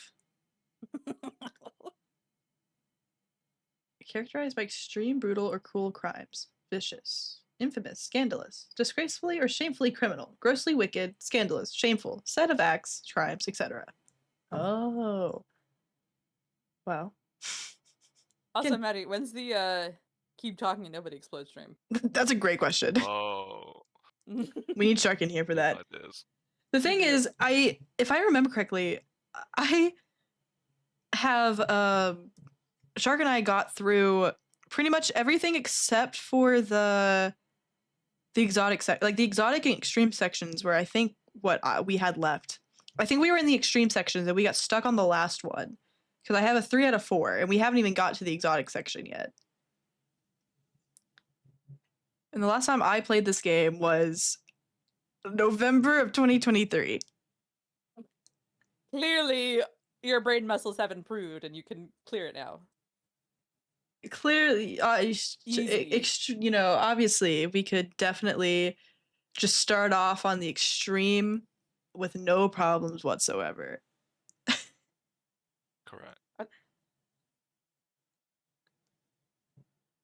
But don't you forget, we have to play a way out when we're done with this one. We do. I don't know when, but we I'm will. so excited. I'm so excited to get to a way out. Yay! You don't understand. And then we can play the Great Ace Attorney 2. OMG. And then we And can then we can play Investigations, which came out last year. also play It Takes Two. And Split Fiction. Guys, remember Split Fiction? I don't have that Was one. that ever on our list? No, because I I don't don't. think that was on our list. Well, I think we got the It Takes Two because it was like the friend pass or whatever. Yeah. But the how much is Split Fiction? It's on my wish list. I feel like it's got a friend's pass. It came out almost a year ago. Yeah. No. No. Oh my god, it does. I typed in words wrong. Wow. This is awesome. All right, when are we playing Portal Guys, 2 have it. together? OMG, don't tempt me with a good time, Maddie. I love playing Portal 2 co-op. Well, while we ski, I'm gonna stop the stream as we're scheming. Goodbye, stream. Goodbye, Ace Goodbye, Attorney. stream. We will finish Ace Attorney soon. Soon. Yay!